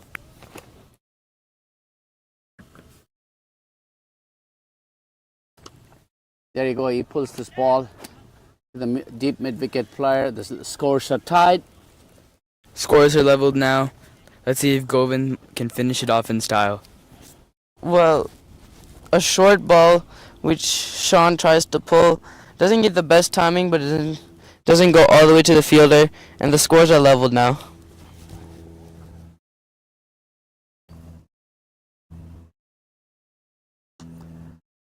That's it, everybody. The Vikings gets the winning run, and they're off to a fantastic start. It's a magnificent victory, 7-wicket victory. It was very comfortable for them to chase it down. And unfortunately for the Gladiators, they were never in the game from the get-go. It's been Vikings who dominated both with the bat and the ball, and they are deservedly the winners today. Yeah, Vikings have really gone with an aggressive tactic here, both the bowling and batting. They've really tried to pick more wickets and get the runs more quickly, which have gone into the Vikings' hand in this situation. Yeah, absolutely. And we'll be doing the a very convincing win from the Vikings, leading the score with Govind Mohandas. Oh, well, goodbye, guys. Abhinav Davala, see you tomorrow. Look at Alu, see you tomorrow as well. I'm kidding now, bro. I'm checking this when we get home. I'm watching this whole game.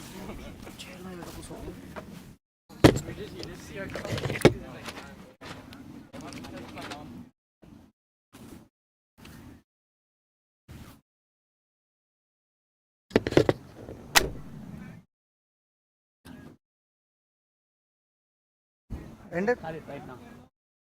Off first.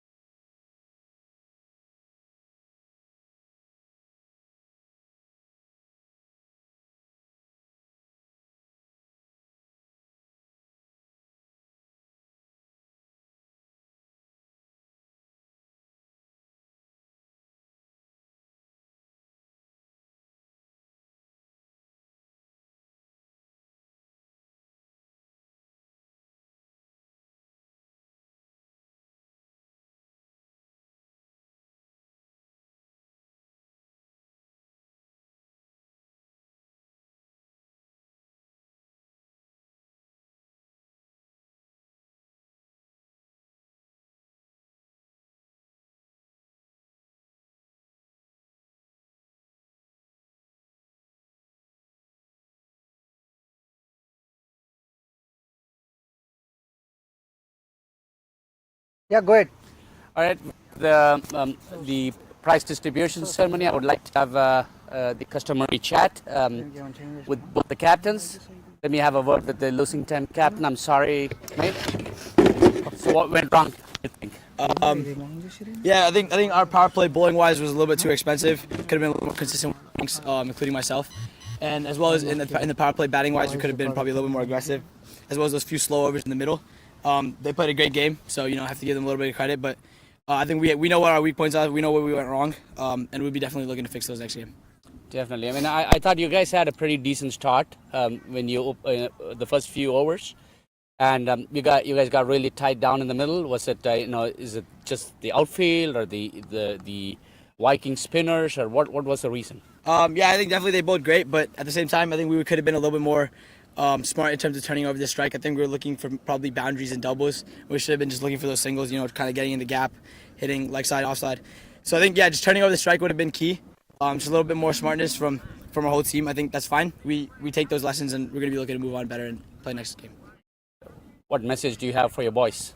That's fine. We're just looking to win the next 2 games. I think we have a great team, and each of our players, as we showed today, I think can put up a really good performance. So it's just about going out there and executing our skills and winning those next 2 games. I look forward to seeing you guys doing well. Thank you. Thank you. I have a chat with the winning captain. Congratulations, mate. Thank you.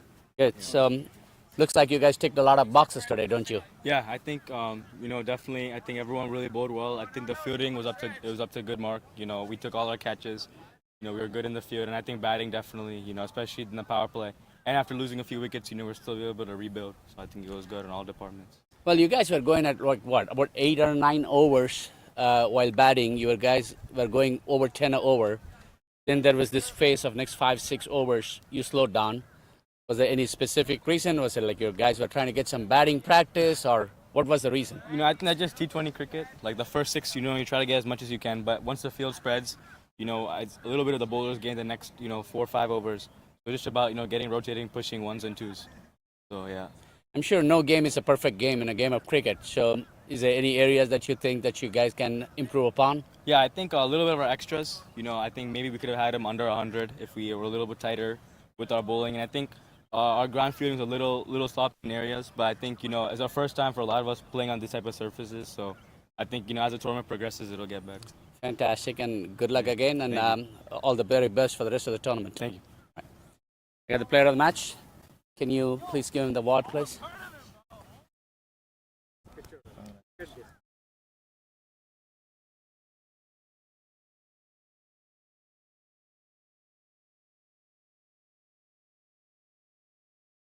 And congratulations, mate. That was wonderful batting. Thank you.